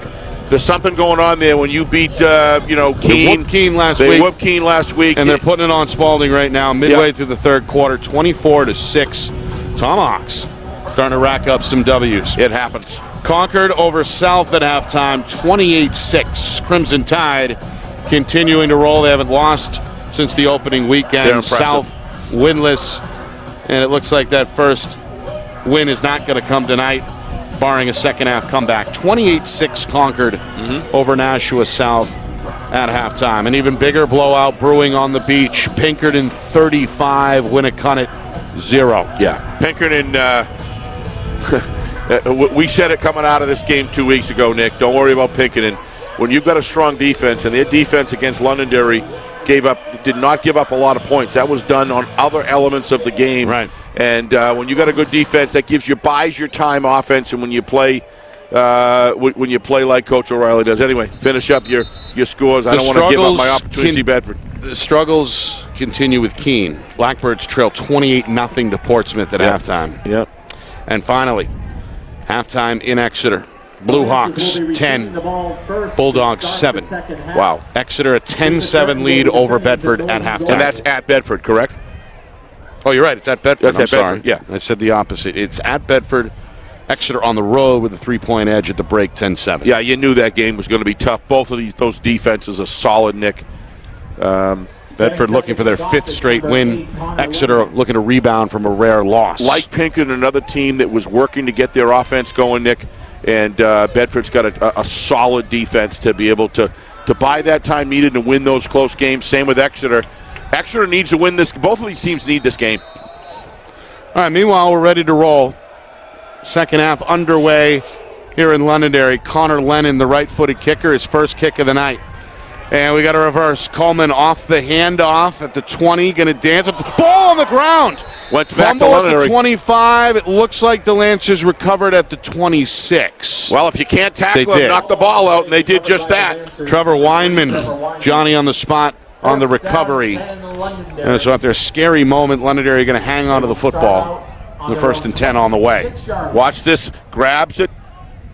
Just knocks the ball loose. Yep. Great opportunity for the BG to pick that up. Got to protect the football with 2 hands. That's Dante Nieto, who got a paw on it to knock it loose.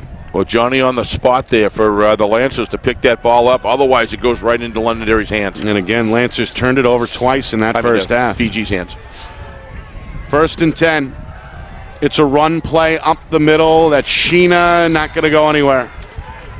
Spun backwards. This kid's putting together a pretty strong performance. Yes, he Carter is. Akamondo, a number of tackles in that first half for the 5'11 senior linebacker. Very impressive. And he gets a good stop here. Two on the play, second. To hold BG Sheena to 2 yards, 2nd down and 8.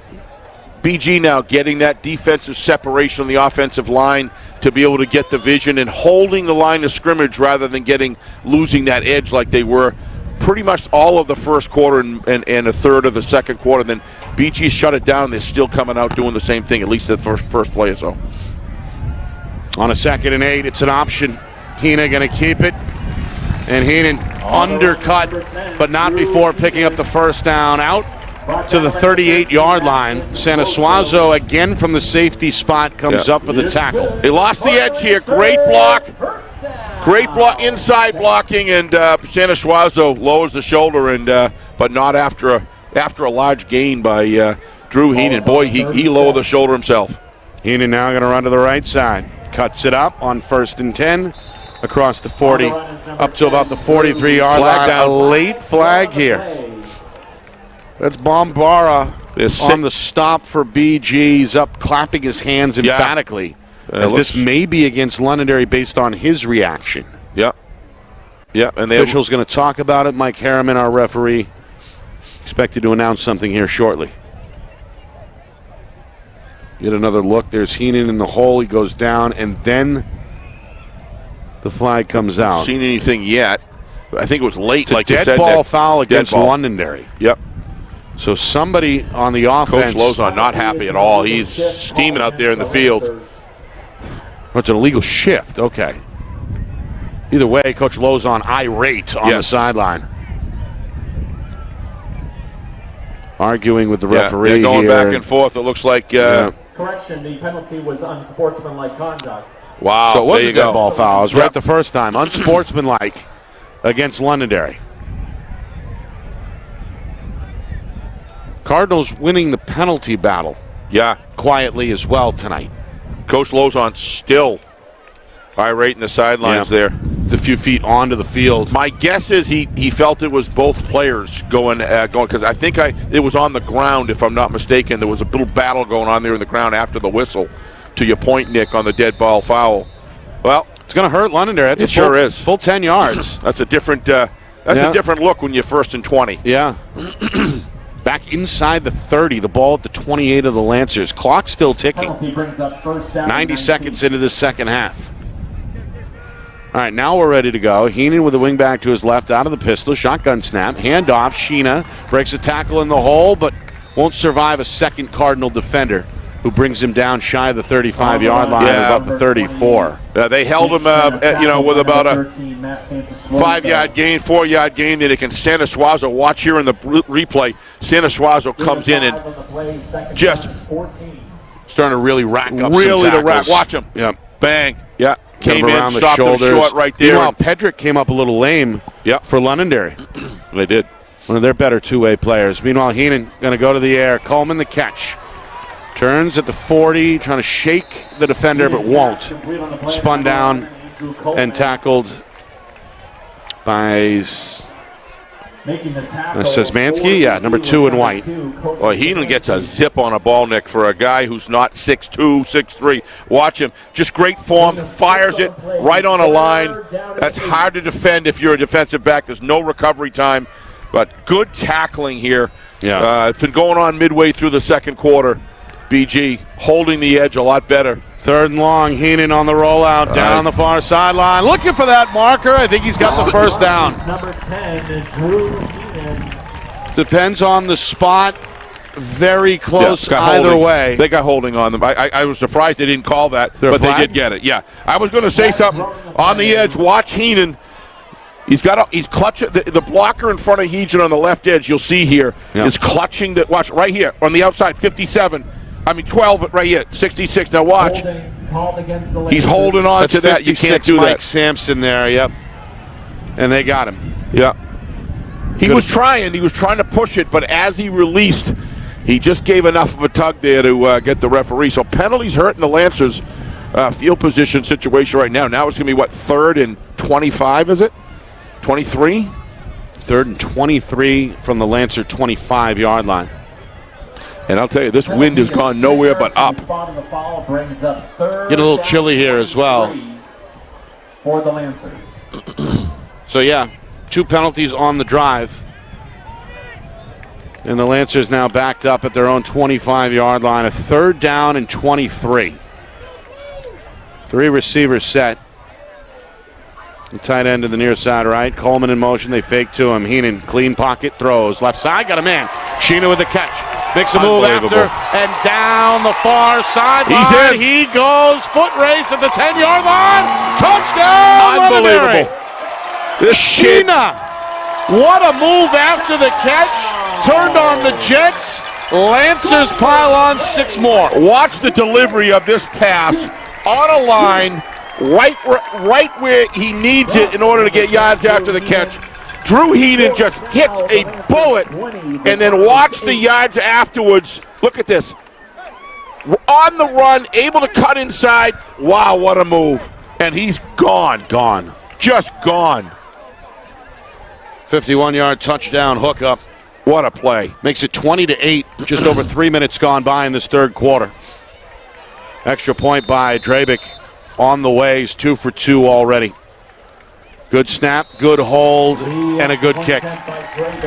I'll tell you, Nick, Drew Heenan just never fails to impress me more and more every single week.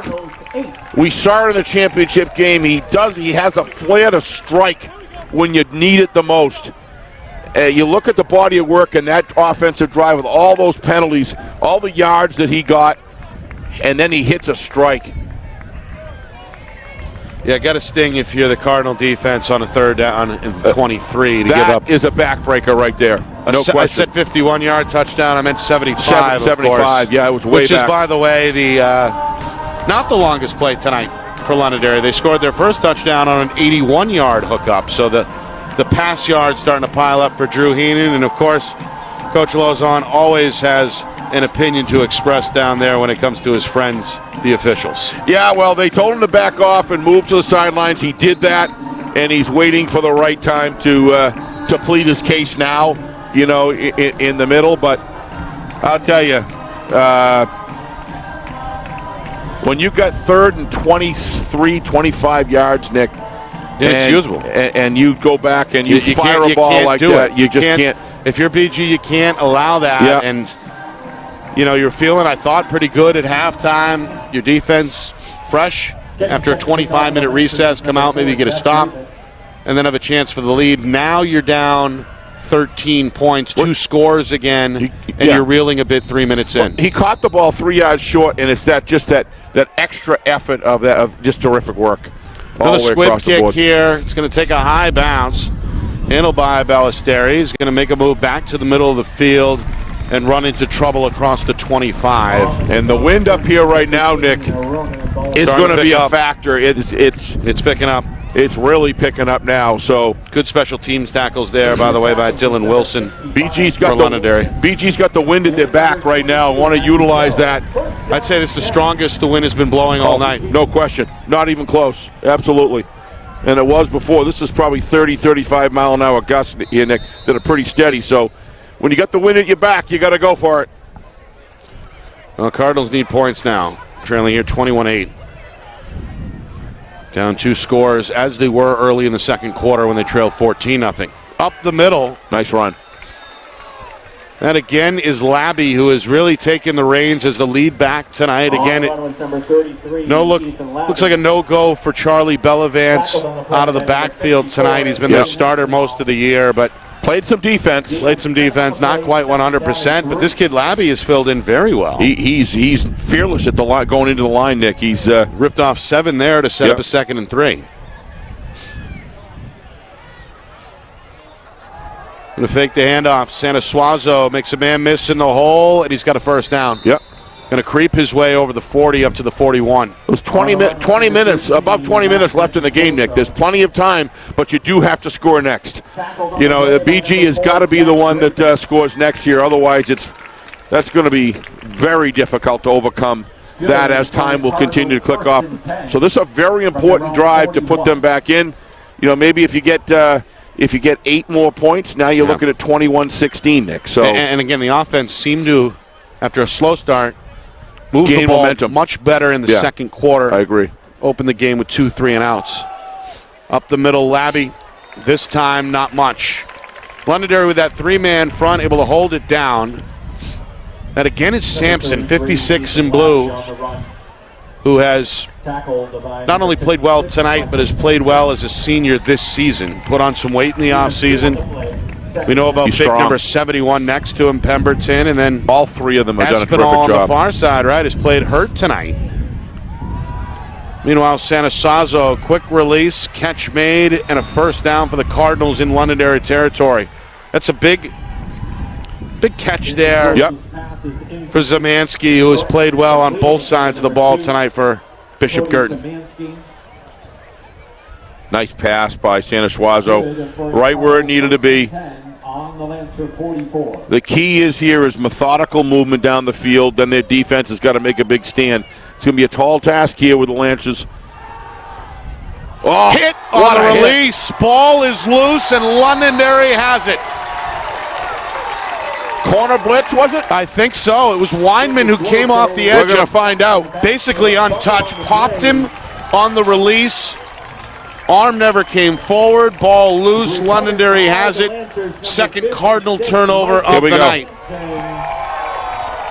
Sampson credited with the recovery. It wasn't really a corner blitz. It was really... It was off the edge. It was off the edge. He just lined up. And he was Nobody untouched. picked him up and untouched from the backside. And that's something your quarterback... You never want to see happen to your quarterbacks get blindsided like that. Got him right between the shoulder blades. Yeah. A vicious hit. Yep. Weinman, one of these veterans, one of these emotional leaders, typically leads the team onto the field before the game. Yep. A lot of respect in the locker room, and that's why. A lot of emotion. Making plays defensively. Second turnover, 2 each way now. As we approach the midway point of the third quarter, Londonderry takes over with a 13-point lead on the board. They go to the option pitch. Sheena's got some room on the sidelines and steps out of bounds inside the Cardinal 40-yard line at the 38. Watch here what Heenan does. He holds it to just the right time. He lures everybody in. He gets 86 to go after him. Yep. That's what frees him up. What a terrific job by Heenan. There's Bombara out there, the outside linebacker, who had to make a decision. Tough one to make. Man, he impresses me. In full speed, and again, the pitch on the money. Heenan to Sheena. So many little things in the game he does so well. Heenan on a first down. Quarterback keeper inside the 30. Turns his back to the defense and keeps the legs pumping. It's another first down run for Londonderry. Intelligent football player. He knows what's most important right now. Hold on to the football. Don't give it up. Watch here in the replay how Drew Heenan holds on to the football with 2 hands as soon as he gets through the line. He's got the one hand on it right now. As soon as contact, watch. Then he slips out. Now he's clutching that ball so nobody can take it away. He's just an intelligent football player. Tail here in the pistol is Susie. Heenan to his left, talking to the wingback, Coach Lozon. Again, flashing some signs as we hit the midway point, third quarter. Heenan, reverse handoff. Weinman, what a play. Dragged down by the horse collar, and here come the flags. There goes the flag. Yeah, they got it. Acamando got him too high from behind. He did what he had to do to make the tackle. That wasn't like it wasn't like the hands down inside of the jersey were pulling. He got him up high, and you're going to get that call at the high school level every time. But it wasn't anything other than, look, I grabbed what I could get. It wasn't like the face mask or the helmet. Watch, you'll see he grabs onto what he can get. Yeah, and then yanked him down. And then yanked it by the shirt. That's a penalty. Yeah, it is. I think it's too bad that it is, quite frankly, of the game of football that I grew up with. But I totally understand.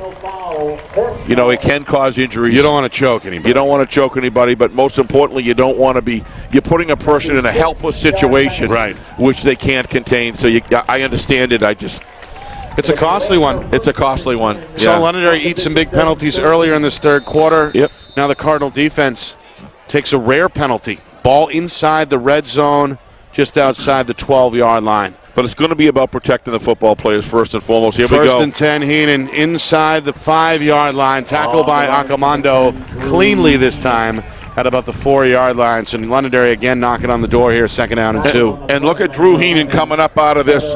He enjoys it.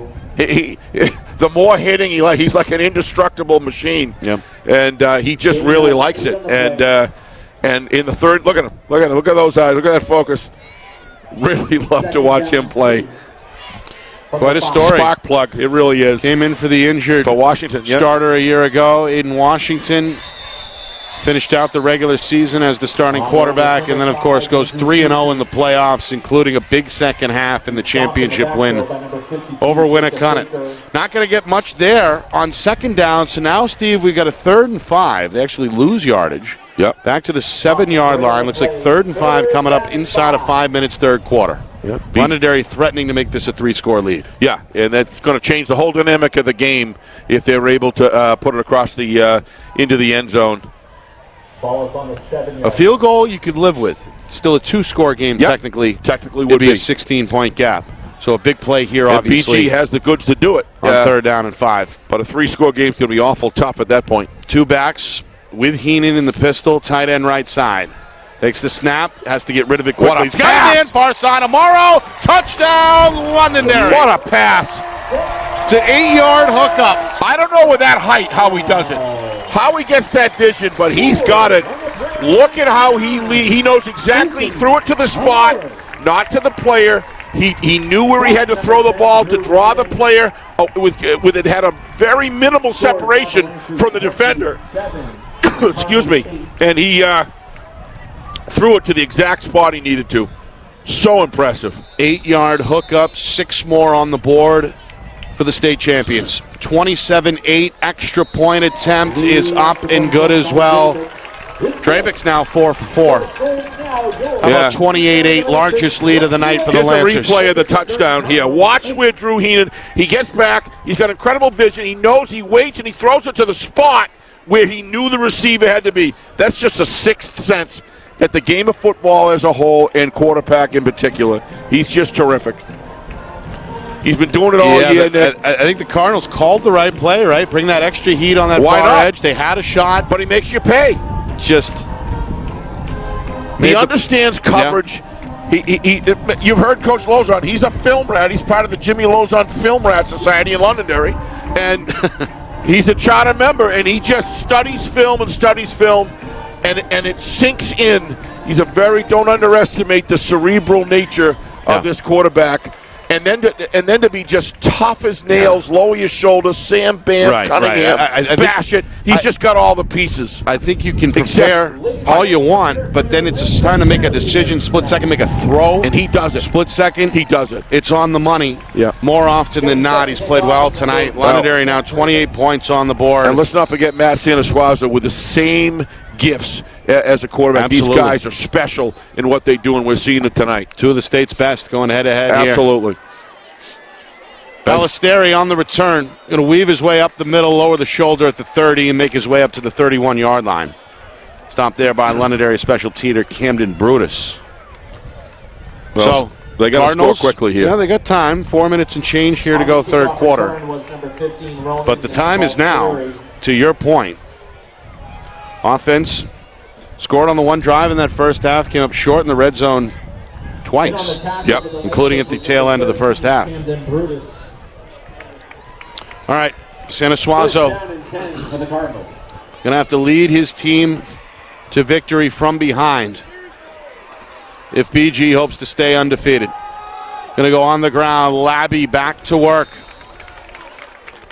Trying to push the pile, but not going to get much. Again, Drabick and Sampson and company over there. Risley as well for Londonderry. Pretty conservative tonight with Sanasuazo throwing the ball. Almost 2 or 3 throws, maybe 4. Really surprised at that because I've really seen his game, like Heenan. This kid can throw the football, and they really have stuck pretty heavily to the run. Yeah. I only remember really 1 or 2 shots downfield.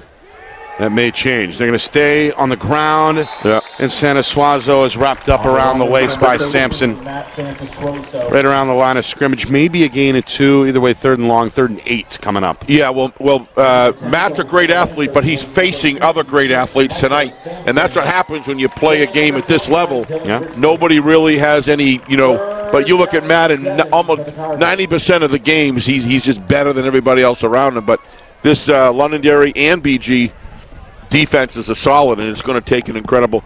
I really like the play sequencing on that last drive by Londonderry.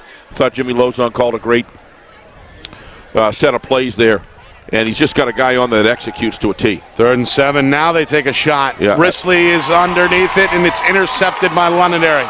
The senior across midfield to the Cardinal 45, down at the 42-yard line.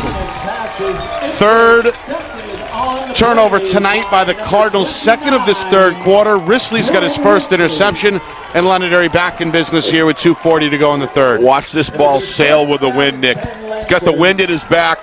Matt's got a strong arm. And watch this thing just stay up. It just stays up, just keeps on going. There's nothing. Yeah. And probably was overthrown anyway, but it really sailed into the defender's hands. That Risley, plenty of time to get underneath it and take it away. Watch what Risley does. This is another thing I like. Smart football. Let your offense do the work. What does he do? First point of contact, he slows down, wraps the ball with two hands, doesn't let it get it taken away. These are the little things that are taught with this Lancer team that are just make them special, with each player knowing what to do in situational football. Especially Risley. So many snaps at this point. Exactly. Been a part of that defense for a long time. Meanwhile, look out. High snap. Heenan going to track it down and recover the loose ball. Avoid the turnover, but they're going to have to swallow what looks like a 15, 16, 17-yard loss here. Well, it may be, but maintaining possession of the football, maybe getting another 15 to 20 yards, and even if they can't acquire a first down, and then kick it away, just takes more time off the clock and keeps Santa Suazo off the field on offense. So, again, so many players would try to pick it up and make up what they lost. It's a mistake. Jump on it. Officially a loss of 18. Run the next play. Yeah. But you're right. They avoid the turnover. They keep the ball. Clock still ticking. Now inside of 2 minutes here at the tail end of the third quarter. These little things add up. Second down and 28. They throw. It's incomplete. Trying to find Weinman near side. Maybe slipped. Kind of a low throw anyway. Cardinals with pressure. The DN Baker, one of the captains in the backfield, maybe to force an early throw there. So third down and 28. Steve, we saw the Lancers score a touchdown from 75 yards out on a 3rd and 23 earlier in this third quarter. Those are going to happen, Cardinals, the big play, hoping for a stop this time on 3rd and 28. Big play is 3rd and 23, and they get a first down. That was a touchdown. I said that was a backbreak. Well, a touchdown, but they get a first down, then they get a touchdown, right? But that was the backbreaker. Even if they got the first down, is what I was trying to say. Is that just a similar point. Spot here on 3rd and 28. Yes. Heenan ready to go. Against a three-man rush he's got all day. He's going to run out of the pocket, and Baker is going to bury him from behind. Nice hustle by Baker. One of the captains setting the example. Yeah, great job. Big part of the program. One of the bigger personalities in the locker room. Yes, he is. Still hustling here, Steve. And, that's something that the coaches aren't going to overlook. No, they won't. And I've been watching... Again, I know I plug it a lot. We've been watching all the different episodes of the season by our good friend, and I believe he's here tonight, Joe Marshallina of NHHighSchoolSports.com. Go on YouTube and watch it. It's a lot of fun. He does a terrific job. Again, it's called The Season, and it's basically a Hard Knocks style look. Kind of a 30-30 football life type, at the BG Cardinals. Really a documentary week to week. Great stuff. I just watched the 6th episode. I think there's a 7th out now. I'm not sure. Meanwhile, snap here on the way. Weinman, punt. Going to spiral its way, take a dive inside the 30, roll inside the 25 before it comes to a stop at the 20-yard line. So let's go back for a second for those people that are just football addicts like I am. Drew Heenan. What does he do? Does he try to pick it up and run? No. He takes the disciplined approach. He goes back. He falls on the football. The loss is a loss. The fumble happened. That's the bottom line. Drew goes back, falls on it, runs a couple plays, and now they kick it. And where is BG starting from now? The 20-yard line. That's what smart football is all about. Lancers have had the better of the field position by and large. But it's things like that, Nick, that just are smart football in situations that just add up, and they change the complexion. Never give your opposition a free pass. Santa Suazo on 1st and 10. Fakes the handoff. Tries to find room to his right, but won't. Nick may have lost yardage again. Pedrick and company there on the edge. You called it earlier with a 3-man defensive front on the Lancers tonight. He's done a terrific job.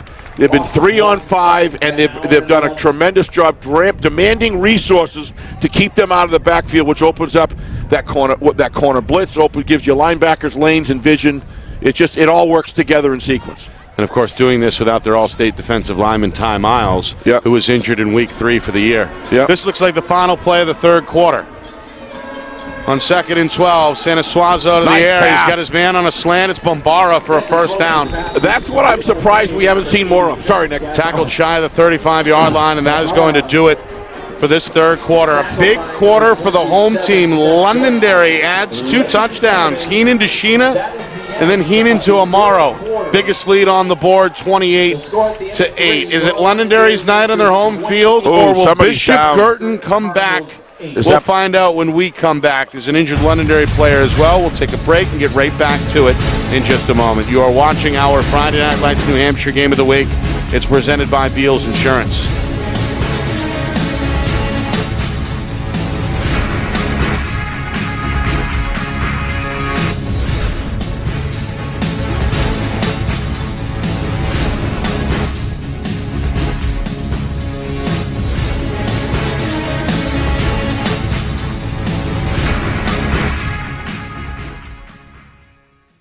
Our broadcast today, as it always is brought to you by Beals Insurance Agency, with locations now in both Bedford and Londonderry. Whether you need home, auto, or business insurance, Beals Insurance will get you both the price and quality coverage that's right for you. Just call 603-471-9999 or visit BealsInsurance.com to request a free quote and start saving money today. Again, that's BealsInsurance.com.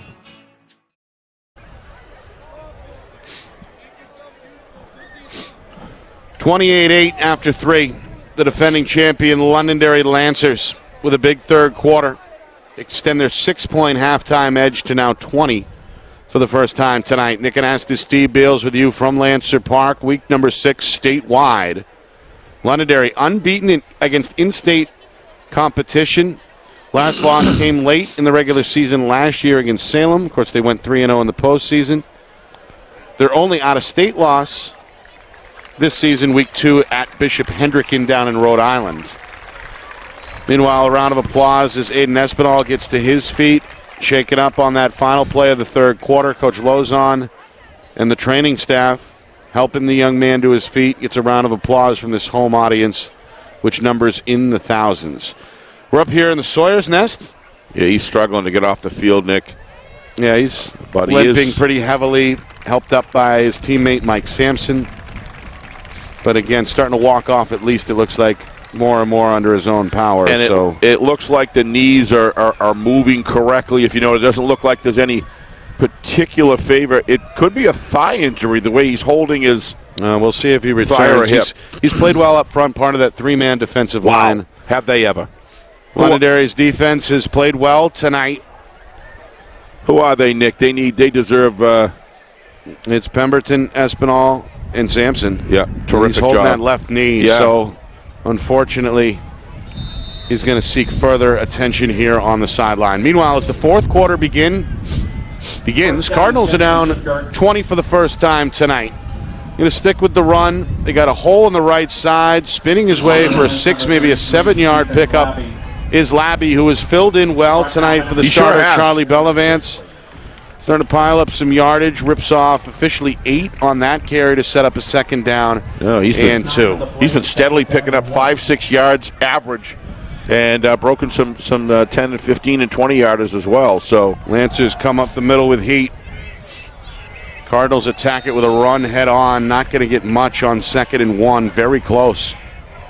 May depend on the spot, trying to find the 44-yard line. Looks like Baker was pretty upset there with some stuff after the whistle. He's a competitor from time to time. Yeah, a competitor going hard. The right tackle lining up across from Pemberton, one of Londonderry's bigger players. It is a first down. First down and 10, Bishop Guertin. As the Lancer band kicks into the Ghostbusters, we get a snap here on 1st and 10. Sanasuazo going to lower that left shoulder on the right side run. Sampson again gets him around the waist after only a yard pickup. 2nd down and 9. If you're just joining us, we had a scoreless first quarter. Then Londonderry struck twice within 19 seconds. Back-to-back touchdowns sandwiched around a fumble on the kick return. 14-0 our score before BG got on the board midway through the second quarter. On a 20-yard Sanasuazo touchdown and 2-point try. That was our halftime score of 14-8 as well. Then Londonderry 2 more touchdowns in that third quarter, both of them passes. This one is deep and incomplete. Now a flag is going to fly. No question about it. No question about it. A little bit of contact there. The defensive back, Kyle McPhail, Looks like he's guilty here. Well, Matt Sanasuazo threw a strike, Nick. It was a very catchable ball, and he impeded his ability clearly with his back turn. You're going to see on this replay. Good call. I think that's the second penalty against McPhail. Well, he's got a handful to cover him. He's not an easy receiver to cover. It's a 6'6" receiver. I don't know if we have this Bombara, the senior. There we go. Well, it was pretty obvious it was contact. Yeah. You're right, Sanasuazo putting some air under it. That was a well-thrown ball. He's coming right back into it. Yeah, both players are on the ground by the time the pass comes in. So yeah, he's complaining, and he got the flag. No need to complain there. Ref was right on it. Londonderry, half a dozen penalties tonight. 3 on the other side for the Cardinals. Minute and a half gone by in this fourth quarter. I'm sure that not going to sit well with Coach Lozon. No, there's always areas to improve. They win by 20 or not, he'll, I'm sure, address that. Meanwhile, Labby on a dive. Well, he's done a good job tonight. Yeah, he's turning the legs. He's pushing the pile. And he's carrying a couple of guys a couple extra yards, including Weinman. Last up from the pile is Drabick. Drabick's played well tonight. Yes, he has. 4 for 4 on the extra point tries, but has 4 or 5 tackles in his own right. 5-yard carry for Labby. 2 minutes now gone by fourth quarter. Cardinals trying to make this a 2-score game again. On the rollout, Sanasuazo throws off the back foot. It's incomplete. Trying to find Bombara. Susi in the area. Threw behind the target, incomplete. Now a 3rd and 5 coming. My favorite of Matt is to roll out on a strong side here, down towards us, Nick, because he can do both, no question. But I really like him when he rolls out to his strong side here, and because he can do all 3 things. I mean, he can pass it, he can run it, and he can punt. As we know. Seen the pooch punt. Not tonight, but plenty of times this season. Meanwhile, Coach Lozon's going to call a timeout. It's the first charge timeout either way, and it comes with just over 2 minutes gone by here in the fourth quarter. Our broadcast tonight is brought to you by Beals Insurance. Locations in both Bedford and Londonderry. Whether you need home, auto, or business insurance, Beals Insurance. Get you both the price and quality coverage that's right for you. Visit BealsInsurance.com. Also by MG Sports Fundraising. That's fundraising made easy. MG Sports Fundraising is the official fundraising partner of Friday Night Lights New Hampshire. Visit MGSportsFundraising.com and start raising money for your team today. By New Hampshire iPhone Repair. It's done while you wait. It's backed by their lifetime warranty. Now with 6 locations in southern New Hampshire and on the seacoast. Visit NHiPhoneRepair.com. By the New Hampshire Tomahawks. Showcase and development for college lacrosse. Visit NHTomahawks.com and also girls.NHTomahawks.com. And finally by Ghost Energy. Ghost is an active lifestyle sports nutrition brand that powers users to be seen beyond the walls of the gym. So be seen with Ghost Energy. And we could call Ghost Energy October Ghost Energy Month because Halloween's coming up. I like that. Huh? I like where you're. So take like the kids out trick-or-treating with a little Ghost Energy drink. October is one of my favorite months. Yeah, it's a beautiful month here. The sun, I was driving to Epping this morning, and the sun was rising over the east, and it was absolutely gorgeous. Yeah. The trees are on fire with color. Just 3rd and 5. Live free or die, baby. After backpedaling, Sanasuazo turns on the gas. Number 13, Matt. And I don't think gets it. I think he's close. Maybe a yard shy of the 30-yard line. Trying to find the 29. Yeah, he's about a full yard shy. 4th down and 1 coming. So you got to go here, obviously. Yep. In territory. You're in a situation where you've got to score here. And then, this 7 or 8 points, whatever Coach Trisciani decides to do here, if he can get into the end zone, at that point, you got 9 minutes left. You probably still need a quick defensive stop, but Sanasuazo spins, and he's got the first down. Yeah. Follows the left guard, needs 1 yard, gets 2. Nice job. Keeps the drive alive for Bishop Guertin. Good for a Bishop Guertin 1st down and 10. Lightning strikes by Londonderry in the second half. I've watched it all year. They just distanced themselves in the second half. Yeah. back-to-back touchdowns in that second quarter. Exactly. And then 2 more in the third, a 75-yard hookup, Heenan to Sheena, and then an 8-yard strike on an out pass, it looked like Heenan to Amaro. Cardinals just the 1 score back midway through the second quarter, a 20-yard touchdown from this man, Sanasuazo. He's going to run to the right side on 1st and 10, lower the shoulder, and be taken down by Pemberton inside the 25-yard line. He does all the things, the first 3 steps, Nick, that sets him up for these runs. There's literally nothing there, and he just finds it. And a lot of it's because watch him when he comes out. His first 3 steps, he gets there, and then he turns up with a vengeance, and he just lowers himself and knifes his way through. He knows how to find seams, and he knows how to penetrate, and then he also knows how to push it right to the limit. Oh, and by the way, he's got more tackles defensively than anybody tonight. What a player. At least on the Bishop Guertin side. He's going to throw a slant pass here. It's incomplete. Looked like the intended target. Zemansky got his right hand on the football, but couldn't quite bring it in. And to be honest with you, it looked like he was just surprised that he was getting the ball, Nick. Watch him with his hands. He's like, nah, we're not going to really see it. Yeah.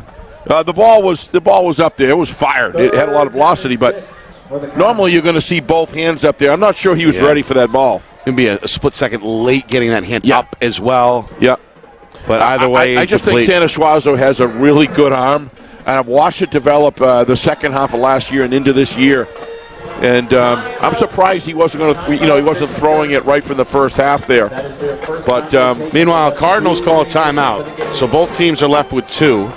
That'll stop the clock with just over 4 minutes gone by here in the fourth quarter. We get another look at that incompletion. And there's still looks like he's sitting on the cart. Who's that? Espinal? Espinal sitting on the cart. He's going to try to put some weight on it now. Yeah, that's not good. That's not good. No. Is over there. He's on crutches. Obviously supporting his teammate, but that would be potentially 2 losses on that defensive line for Londonderry. There are a lot of athletes on the team, and they do have a lot of depth. But meanwhile, Bishop Guertin, as we take a look at the remaining schedule, they got a tough one. They got Bedford next week. Yep. In Nashua. Mm-hmm. Then they stay at Stellos for a battle with Nashua North. Mm-hmm. And they close out the season with Keene. Keene, So Bedford North and Keene, the last 3 on the docket for Coach Trisciani's Cardinals. Yep. Get to the Londonderry schedule in just a second. Meanwhile, out of the timeout, a 3rd down and 6 officially. Shotgun sap, Sanasuazo. Under pressure from Sampson, throws, hits, got a man, Armorall inside the 10 to the 5, 1st down and then some. Tackled out of bounds at about the 3-yard line, wrapped up in the end by the Londonderry defensive back Cam Brutus. But it's a big throw and catch on a 3rd down, and now a 1st and goal coming up for the Cardinals. Again, watch that Sanasuazo rolling out on his power side, as I was discussing before. Yeah. He is lethal when he rolls out, and his accuracy on his throws, everything just to flow really well there. I would be attacking that all game. He's just very prolific when he rolls out to his strong side. All right, here we go. 1st and goal from the 3-yard line. Sanasuazo calls his own number, goes up the middle, and is tackled shy of the goal line. Pemberton got him just in time. Both these quarterbacks. Sampson and Pedrick in the area as well. Both these quarterbacks do a tremendous job hiding the football. They wait till the last second. They look for the draw, and they maximize their time frame. It's a split second, but they maximize their time frame to make that decision, and they usually do it right. Sanasuazo did it right there. Same play. Up the middle. Sanasuazo seeking the end zone. He's in. Yeah. Touchdown, Bishop Guertin. So they've done what they had to do. They're now within 2 scores. Be interesting if he goes for 2 here.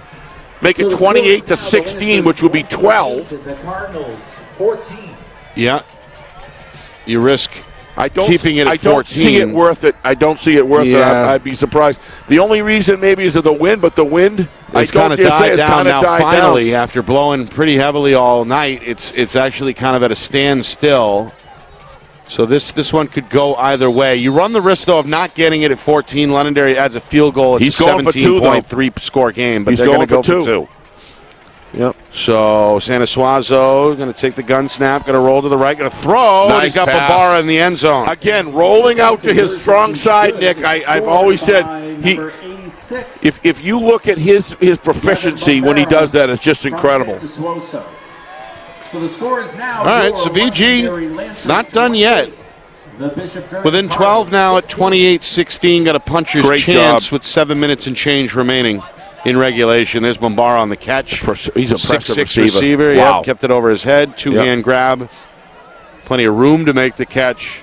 Well executed, well designed. He runs good routes. And BG, something to show for that drive. The big play comes on the 3rd and 6 to set up the 1st and goal. So remember, that drive at the end of the first half, let's just say there's 8 points on that one. Now you're looking at 24-28. Yeah. That was a big, to me, that was of what BG could control as far as their offense is concerned. Cardinals stopped in the red zone on the final play of the first half. On the final play of the first half and ran out of time. Yep.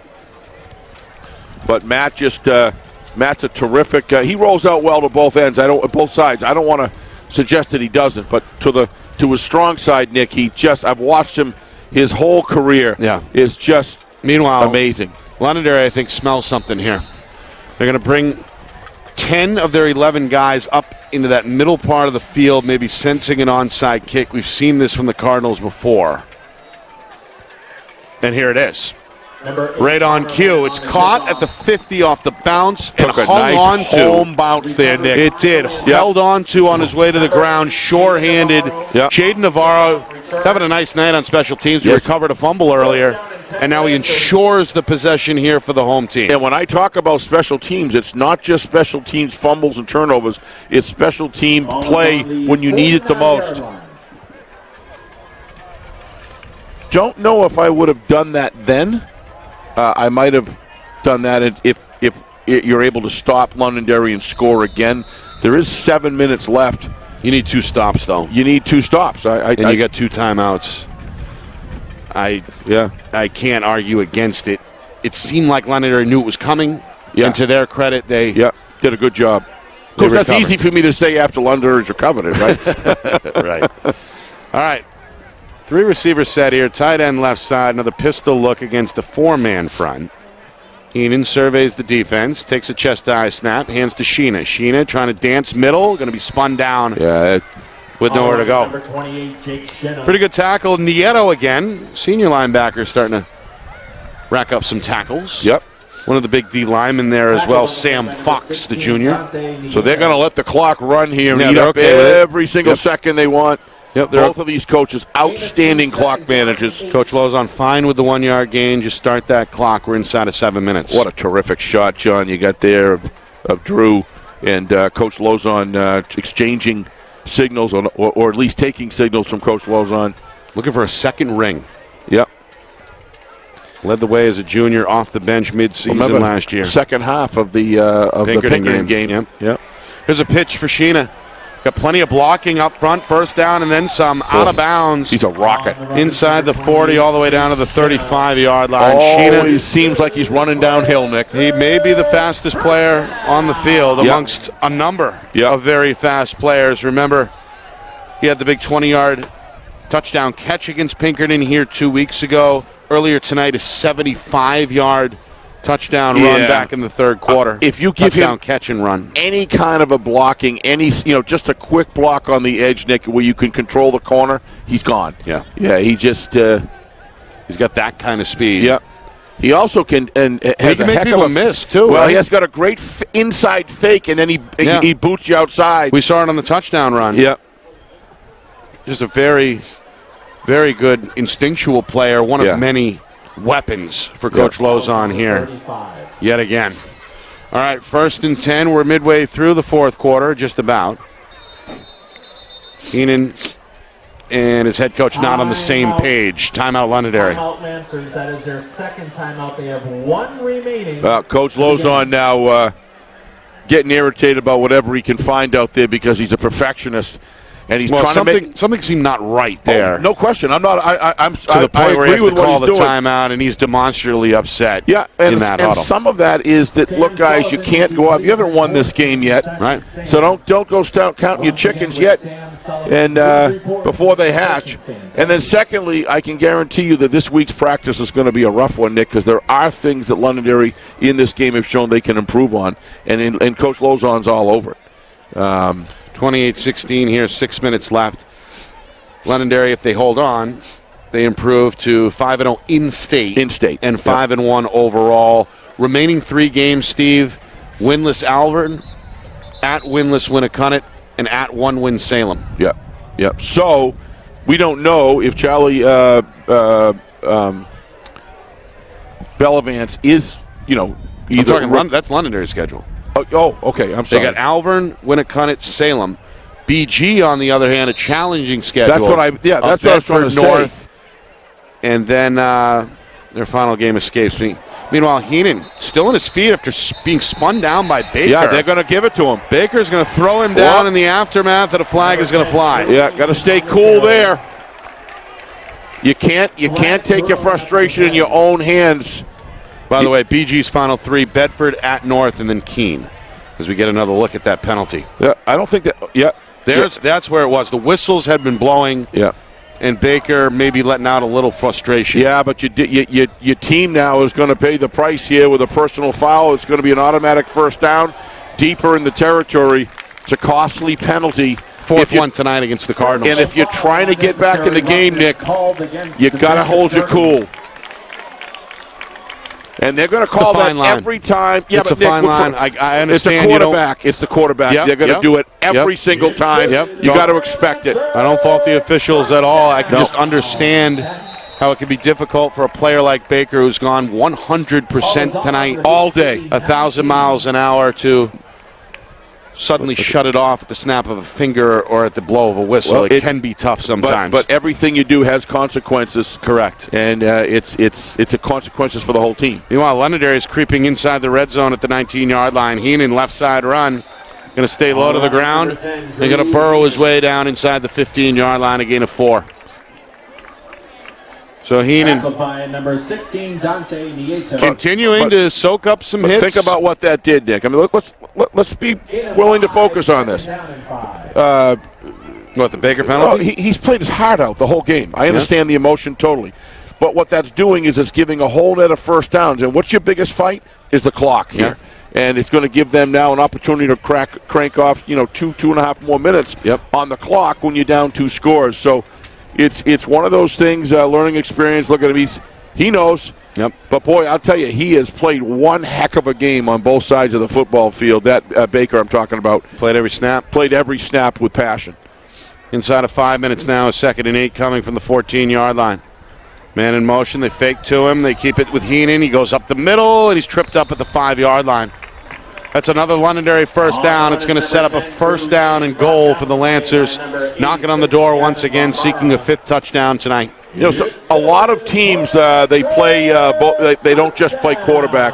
The thing about Matt Stanislaus is amazing is the stamina that he's got. Because not only is he playing a quarterback, he's playing safety as well, which can be a very grueling position to play. And he's one of the best in the state. And he's one of the best in the state.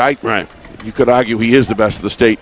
I know Coach Trisciani thinks he is, and he's probably not wrong. Not going to argue with you, but nope. That's the point. He's been perhaps their tackle leader tonight defensively, and he's a special player. Of course, he's responsible for both touchdowns and both 2-point conversions. But I do see Drew Heenan playing just quarterback for Londonderry is a very valuable thing for the relationship. Coach Lozon has him off the field all the time whenever they're on defense. So there are some advantages to that at the high school level. But, I mean, what are you going to do? Take Stanislaus out of safety? I mean, seriously? He has to play. And he doesn't seem to tire. And, of course, Londonderry's got 2 pretty good safeties of their own. Yes, they do. In their own right. Boy, do they ever. Risley, one of the best in the state, in my opinion, in his own right. Meanwhile, Susi back in the tail behind Heenan on a 2nd and goal from the 3. It's a counter. They go to Wyman, and he finds the end zone. How do you stop that? They're able to. I think they pull the guard on this, Nick. I'm not sure. I want to see it on replay. They've run it every single time with success. I think that's the 3rd, maybe the 4th time they've run it. Here we go. We'll see it here. See if they pull the guard. Yeah, they pull the guard backside and do a kick out. Yeah. How the heck do you stop that? See you later. Yeah, I thought that was a guard pulling backside. Watch him here. Watch the right guard come across, kick out that block. That's Charlie Lance. That's Charlie Lance, and there's nobody. I mean, how do you defend that? You got to respect Drew Heenan running to the right. So it's a 3-yard touchdown run The extra point by Trevor Lineman. is good. Flag thrown. Another flag here as things start to get chippy. Yeah. Well, Late in this one. you have a funny feeling these teams will meet again anyway, so both of these coaches will take this good, bad, and ugly. They'll take it, they'll study it, and they'll try to improve their positions on both ends here. So 35-16. Jack Drabick is 5 for 5 tonight on the extra point attempts. On the extra point, done a good job. Yeah, that's with the wind right there, and whether he has been with it or against it, he's done a good job. Meanwhile, players are still talking down there. On the kickoff. And I'm not sure if the words are all that kind, So the extra point attempt. as the officials now got to separate some of these guys and send them back to the sidelines. Yep. Londonderry Lancers. Well, they're competitors. 35, The Bishop Guertin Cardinals 16. This one getting away from BG a little bit. 19-point gap, 3:23 to go. Reminder, after the game, we'll recap this one in its entirety. Stats, highlights, and analysis as we break this one down in full. Plus a look at that out-of-town scoreboard. Things tightening up in Bedford between the Bulldogs What is the score of that one? You're going to and hold the it from me Exeter. again? I'm definitely going to hold it hostage until You seem after to the enjoy game. that. You got to get folks to I'm stick going to around. have to Steve. talk You to gotta- Mrs. Anastas You got to about learn that. the tricks. I wonder if got to tease you, but I'm teasing the audience as well. We want to get that holdover for after the game. I'm wondering if you. It's a technical term called a tease. She'll tell me if I ask her. She'll tell me what you were like as a little kid. I have other people I can get stories from too. I'm But sure you can. You can ask around. well, we won't. Been covering this Londonderry team since the '98 Have you really? championship. Wow. That was my sophomore year. That was a very good team coached by Tom Sawyer, who, by the way, the press Speaking box, of of course, chippiness. is named after. Speaking of chippiness, my understanding was your little chippiness on the old wooden court back in those days. We can talk about that during basketball season. All right, we'll do that. Meanwhile, look at this kick, Steve, all the way to the back of the end zone. Yeah. Of course, the penalty yardage moved the kick up, but still a boot. A remarkable one there by Drabick. Wind aided, but still a tremendous kick. They got a good kicker on their hands. They sure do there. Usually do. Drabick as good as we've seen. Yep. Really this year. Well, the special teams program in Londonderry, I know it probably sound like a broken record, but they just continue to impress me in their performance of how they're able to impact almost every game and participate in the Lancers' success. Yep. Forced a turnover tonight on a kickoff that set up their second touchdown back in the second quarter. Yep. And as you mentioned, 5 of 5 on the kicks. Punting is always sound as well. Fake the outside give. They keep it with Santa Suazo up the middle.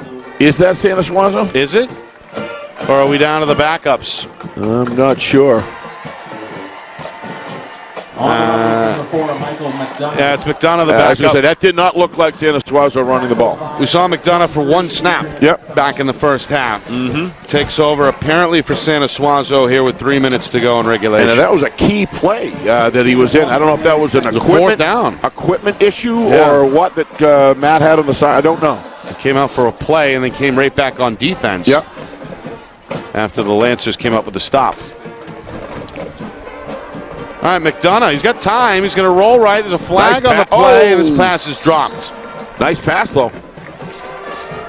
Trying to find one of the bigger receivers, Connor Lennon, the 6'4 junior, but he couldn't hang on. Again, there was a flag thrown by the umpire behind the quarterback on the throw. We'll stop the clock with 2:35 here. And this band just keeps on. Oh, yeah. They'll play long after the game as well. Yep. All right, it's against the Cardinals.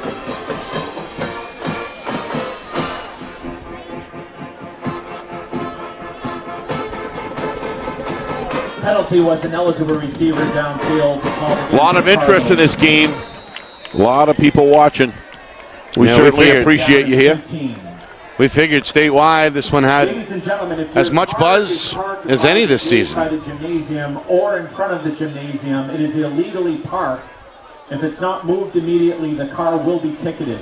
Well, there you go. Somebody may be in trouble with the parking situation. McDonough on the rollout. This time the catch is made. After a drop a moment ago, Lennon atones along the near sideline for a first down. Or I speak too soon. I did. 3rd and 4 coming up. Yep. Lennon, his first grab tonight. 3rd and 4 from the 25-yard line.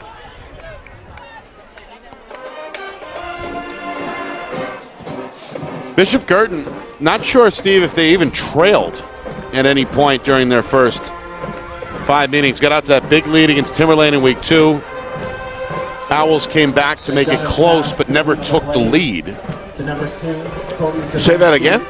I said coming into tonight, I don't think BG had ever played from behind. Well, Timberlane they did.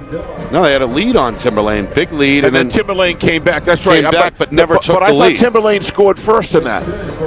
Oh, maybe, I don't know. Yeah, but not per se. The spirit of what you're saying is true. 20-7 at halftime. The body of any game, there was no time. Right. Yeah, I mean, you look at the schedule and the results. A 30-point win in week 1 over South, 37-7. That's a game we covered on Friday Night Lights, New Hampshire. That's right. You're right. As McDonough hooks up with Lennon on the far side, make that Bombara.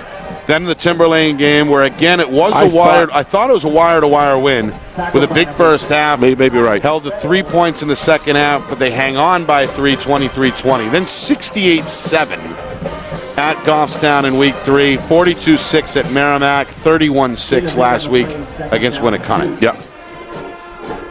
So kind of it doesn't get any easier to your feeling point. here tonight. Bedford playing next from behind. week, and then North after that. Yeah. 2 heavyweights coming in before a season finale against Keene at home. McDonough going to roll right. We're going to float one downfield. It's incomplete. Not quite on the same page with Szymanski. Well, he was covered well, and McDonough threw it out of bounds. Just a smart play. There was nothing there. Minute 49 to go. And now an upcoming 3rd and 2 facing Bishop Guertin. Yeah, some of the backups are in. Not just McDonough, but up front, it looks like as well.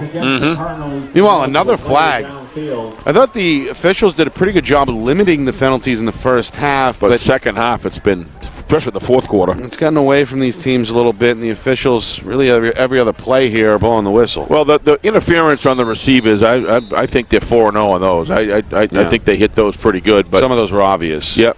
But some of this stuff, I think, in a 19-point game can be avoided, frankly. All right, McDonough on a 2nd down and 7. Looks left, throws left, deep, looking for Bombara on the run. What a catch. Did he pull that in? No, it hit the ground. Had 2 hands on it, but it looked like it hit the ground at the 30-yard line, incomplete. You're probably right, Nick. I just want to see it again. See if we can slow this. Excellent pass. Oh, boy, I tell you. In the face of pressure as well. There's Bombara slowing up. Had it, but I think, again, on the way down is where it hit the grass. Yep, nice call. Boy, McDonough's got a pretty good arm, right? He's got to say. Yeah, that's right in the blue. Looked like he jumped a little bit early on that. Yeah, he dropped the ball. Boy, that's quite had it, but terrific camera coverage. And good placement on the Kristen pass. And John. Yep. 2-person team tonight. John Barron, Kristen Beals. 2 pros at this point, really, with us here at Friday Night Lights, New Hampshire. Still a minute 42 to go as the end of this game continues to drag out, frankly. The officials, again, are checking something. This is the longest 3:25 in the fourth period. Now we get a whistle and an official timeout here. So, again, not sure what the objective is, but reminder, follow us online, subscribe to the channel, free to do so. You're in the know the rest of the way as we head down the home stretch. Again, Friday Night Lights New Hampshire on YouTube at FNL NH Media. Hit the subscribe button, the notification bell. And again, you'll be covered the rest of the regular season and then an extra round of playoffs. Absolutely. And then the quarterfinals, semifinals, all the way to the championship. Open Christmas presents, and then get ready for some courtside and FNL NH courtside basketball. That's right. as we roll from one season into another here on Friday Night Lights, New Hampshire. But again, we got a lot to go here in football. 3 more regular season weeks, then the preliminary round, which is new this year. Be exciting. Yep. Then the quarterfinals, then the semifinals, and then championship Sunday. If somebody decides to have a Saturday night game, let us know. Yeah. We'd be more than happy to please do go there and cover it. As much variety as we can get. Yeah. McDonough, He's pocket looking good. collapsing, going to slip out to the left and step out of bounds. Right. Shy of his own 40-yard line, picking up 3 or 4 in the process. Yeah, looking good. Boy, this is turning out to be the longest 3 minutes and 20 seconds in the fourth quarter I've seen. Yeah. I think 20 minutes ago there was 3:20 left or something. Wow. Yeah, it's been a 33-minute quarter, and there's still a minute 33 to go. Still a lot of people here, but many have left. A lot of the students are still here. Some of the Cardinal fans have decided to head back to Nashua a bit early. 4th and 8, they're going to throw a screen, and this one's broken up, incomplete. Well covered. Yeah, they diagnosed it early. Good play by Lancer, defensive back Jake Perron. That'll do it. 4th down, right? Yep. So the Londonderry offense back onto the field with a 19-point lead. Minute 28 remaining on the clock. Yep. Well, many folks have been talking over the last couple of weeks about, where these two teams stand in relation to each other. And Londonderry is still the king of the mountain. Certainly appears that way to me. And so now the only unbeaten team left would be Nashua North. Nashua North, right. And Nashua North's schedule, I'll tell you in a minute. They have BG.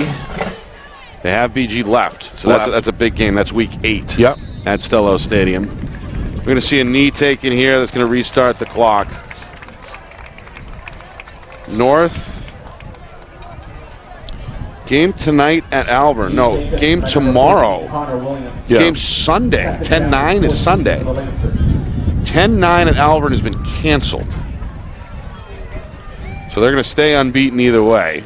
Heavily favorites, frankly, against the Broncos anyway. Then they'll be tested, I think, at Merrimack next week. Like you said, Nick, we got to talk to Kip Jackson. What's going on with the Tomahawks? So both North and BG with pretty challenging schedules over the final 3 weeks. And like you said, we'll catch up with Merrimack on their way to a win tonight over Spalding. Tomahawks about to improve to 4-2 if you count that out-of-state win that they had up in Maine. So Kip Jackson quietly getting that team to move. Yep. As we head inside of 30 seconds here. One more knee. That's Connor Williams, the backup quarterback. And that's going to do it. Londonderry still unbeaten against in-state competition following a dominating performance tonight. The 2 big quarters were the second and third quarter. No doubt. Where Londonderry made their move, 2 touchdowns apiece in those frames, and in the end you add it up.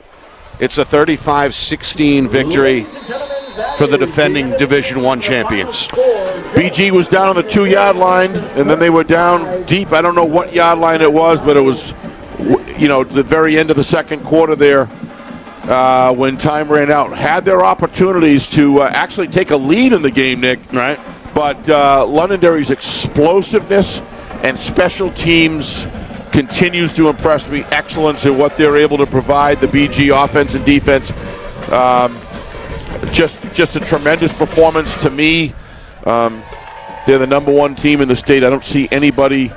North maybe. But I mean, it's unplayed yet, and they're the defending champions. So how do you take that away? I don't know. They certainly showed tonight how strong they were. I thought BG showed tremendous courage in this game, especially on the defensive side, Nick, where they gave it everything they had. But some of the speed and some of the timing of the receivers and Drew Heenan's just constant pounding. You give him any kind of a hole, he just pounds his way down the field and he demoralizes defenses. BG's got it going on. I have to tell you, though, I think Coach Lozon, I was watching the body language on the sidelines. There was some things that some mistakes that Londonderry made along the way. So I know they're going to be working on those. I think, not having Charlie Bellavance as good as sure. Labby did, and he did very well. He's to be respected for his performance. But, everybody, if you're going to face Londonderry, you need all your guns. So, be interesting how BG responds next week. And back to the drawing board. Both these teams, really a week in, week out mentality. Wouldn't be the least bit surprised if they faced each other in the playoffs. At some point. All right, we'll come back. Full recap, an update from around the state, including between Bedford and Exeter, as we put the finishing touches on this in just a few minutes. 35-16 the final. Londonderry another win as they defeat Bishop Guertin here at Lancer Park tonight. You are watching our Friday Night Lights New Hampshire Game of the Week, presented by Beals Insurance. Our broadcast today, as it always is brought to you by Beals Insurance Agency, with locations now in both Bedford and Londonderry. Whether you need home, auto, or business insurance, Beals Insurance will get you both the price and quality coverage that's right for you. Just call 603-471-9999 or visit BealsInsurance.com to request a free quote and start saving money today. Again, that's BealsInsurance.com. Hey, I'm Chad, the owner of New Hampshire iPhone Repair. We're New Hampshire's most trusted and affordable repair shop for your iPhone, iPad, iPod, and even Android needs. Don't worry, we're affordable, reliable, and we back our parts with a lifetime warranty. And you know what the best part is? No, what? We can repair your phone while you wait. I know, that's why I'm here. Oh, I know, Mrs. Green. Here's your iPad, good as new. Bring your phone into New Hampshire iPhone Repair today.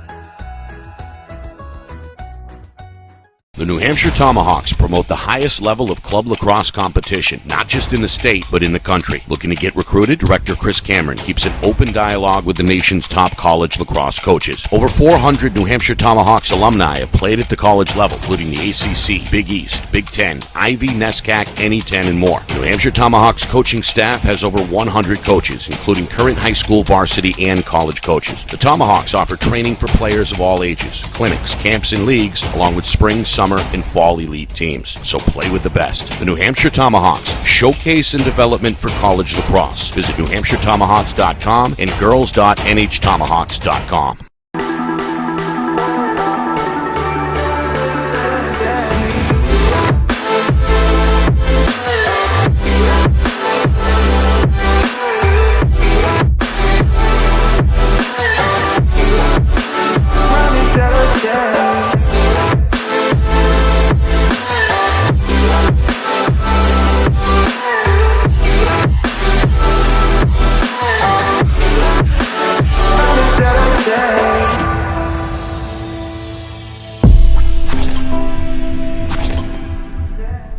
How can you reach your team's fundraising goals at no risk and no cost? MG Sports offers a variety of products to make your team's fundraiser a success. Their products include tickets and discount cards to hundreds of local businesses. MG Sports now has a digital platform where athletes can raise funds in the comfort and safety of their own home. Don't waste another season. Raise more funds than ever before and become another football program in New Hampshire that sets fundraising records every season. MG Sports, fundraising made easy. Visit mgsportsfundraising.com to start raising money for your team today. Back here at Lancer Park, Londonderry, the defending Division I champions. Another win under the belt, 35-16 over Bishop Guertin. Lancers made their move early in the second quarter, scoring back-to-back touchdowns to create a 14-0 lead. The first was a big long hookup of 71 yards, Heenan to Coleman. They get 7-0 less than 2 minutes into that second quarter. Then BG fumbled the ball on the kick return.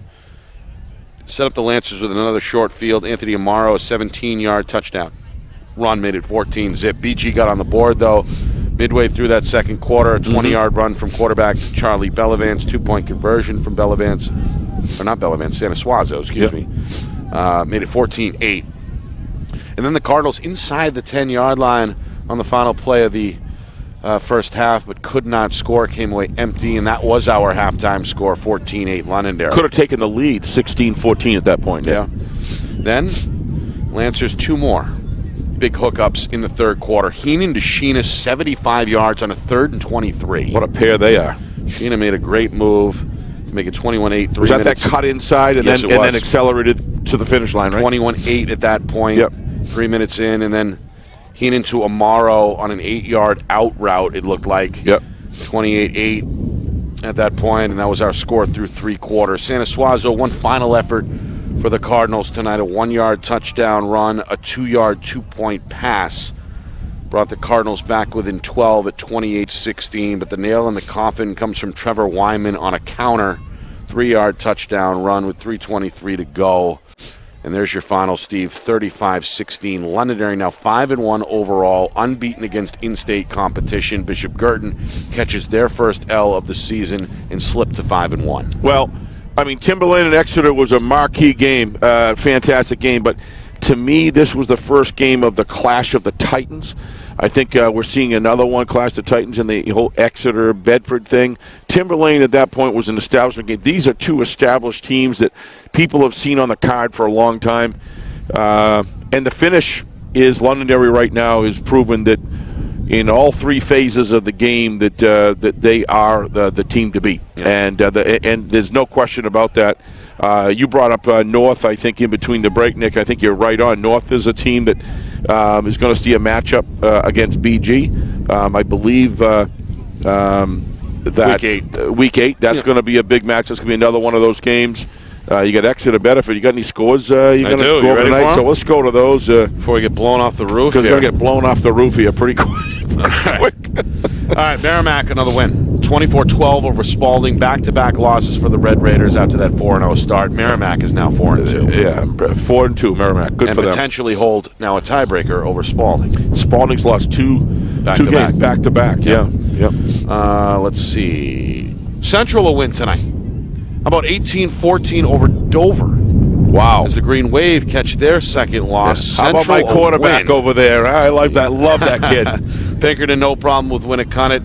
Warriors unfortunately shut out again. 38-0 this time. Astros rolling right along at 5-1. Out-of-state loss tonight for Salem. They fall to Wachusett 41-13. Salem struggling this year. Yep.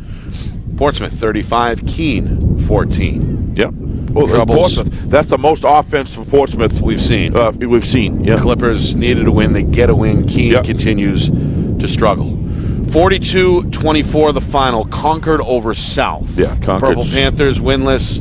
They do put up 24 in the loss, but Concord really rolling along now. Yep. Winners of 5 straight.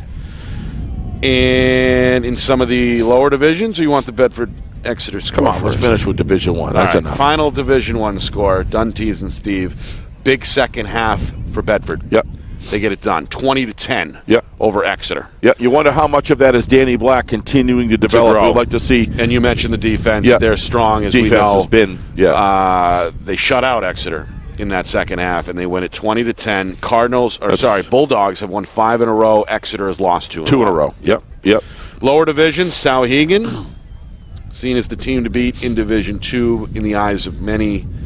This is why. They're up 28-6 over Hanover with 3 minutes to go in the fourth. Yeah, I'm not surprised by that. Some other people might be. I wasn't at all. Their 6th win. I saw enough of them last week. Holy smokes. Their chief competition, Guilford Belmont, they win tonight as well. 35-14 at Plymouth. And then finally, Bow, a 10-0 win over Kennett, which is a strong win for the Falcons. And that's a look at what I got so far. Steve, your final thoughts tonight on what we saw here, a 35-16 win for Londonderry over BG. I wouldn't say you're seeing a lot. There's a lot of stratification going on. I think there's a lot of trading back and forth of very, very solid teams, but Concord, with the 2 times that we've seen Concord, Nick, they look extremely strong, and they have an offense that can really get it done. Bahoma is a beast, and when you throw them in with Doward and Austin, you've got a 3-way trio there. I'd love to see Concord and Londonderry play, quite frankly.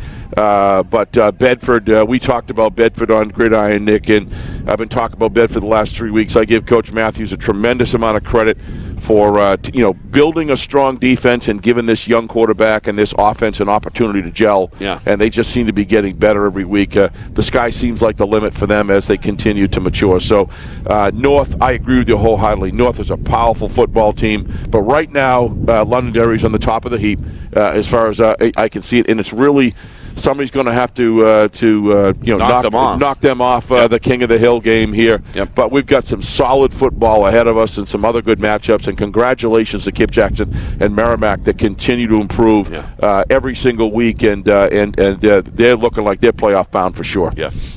All right. Want to thank the sponsors for paying the bills. Beals Insurance, MG Sports Fundraising, New Hampshire iPhone Repair, the New Hampshire Tomahawks, and, of course, Ghost Energy. We appreciate the ongoing support this season. Want to thank, of course, Howard Sobolov and his crew here at Londonderry. Terrific. For making things easy for us, giving us our own little private suite up here in the Sawyer's Nest. And, of course, want to thank our crew, hardworking John Barron, Kristen Beals doing some extra duties tonight, and flawless in the execution. We appreciate that. Speaking of flawless execution, how about the man behind the curtain? Director Ben Beals back in our Beals Insurance Studios. Smooth as always. Although he backed the wrong horse tonight. For my partner, Steve Beals, my name is Nick Anastas saying so long.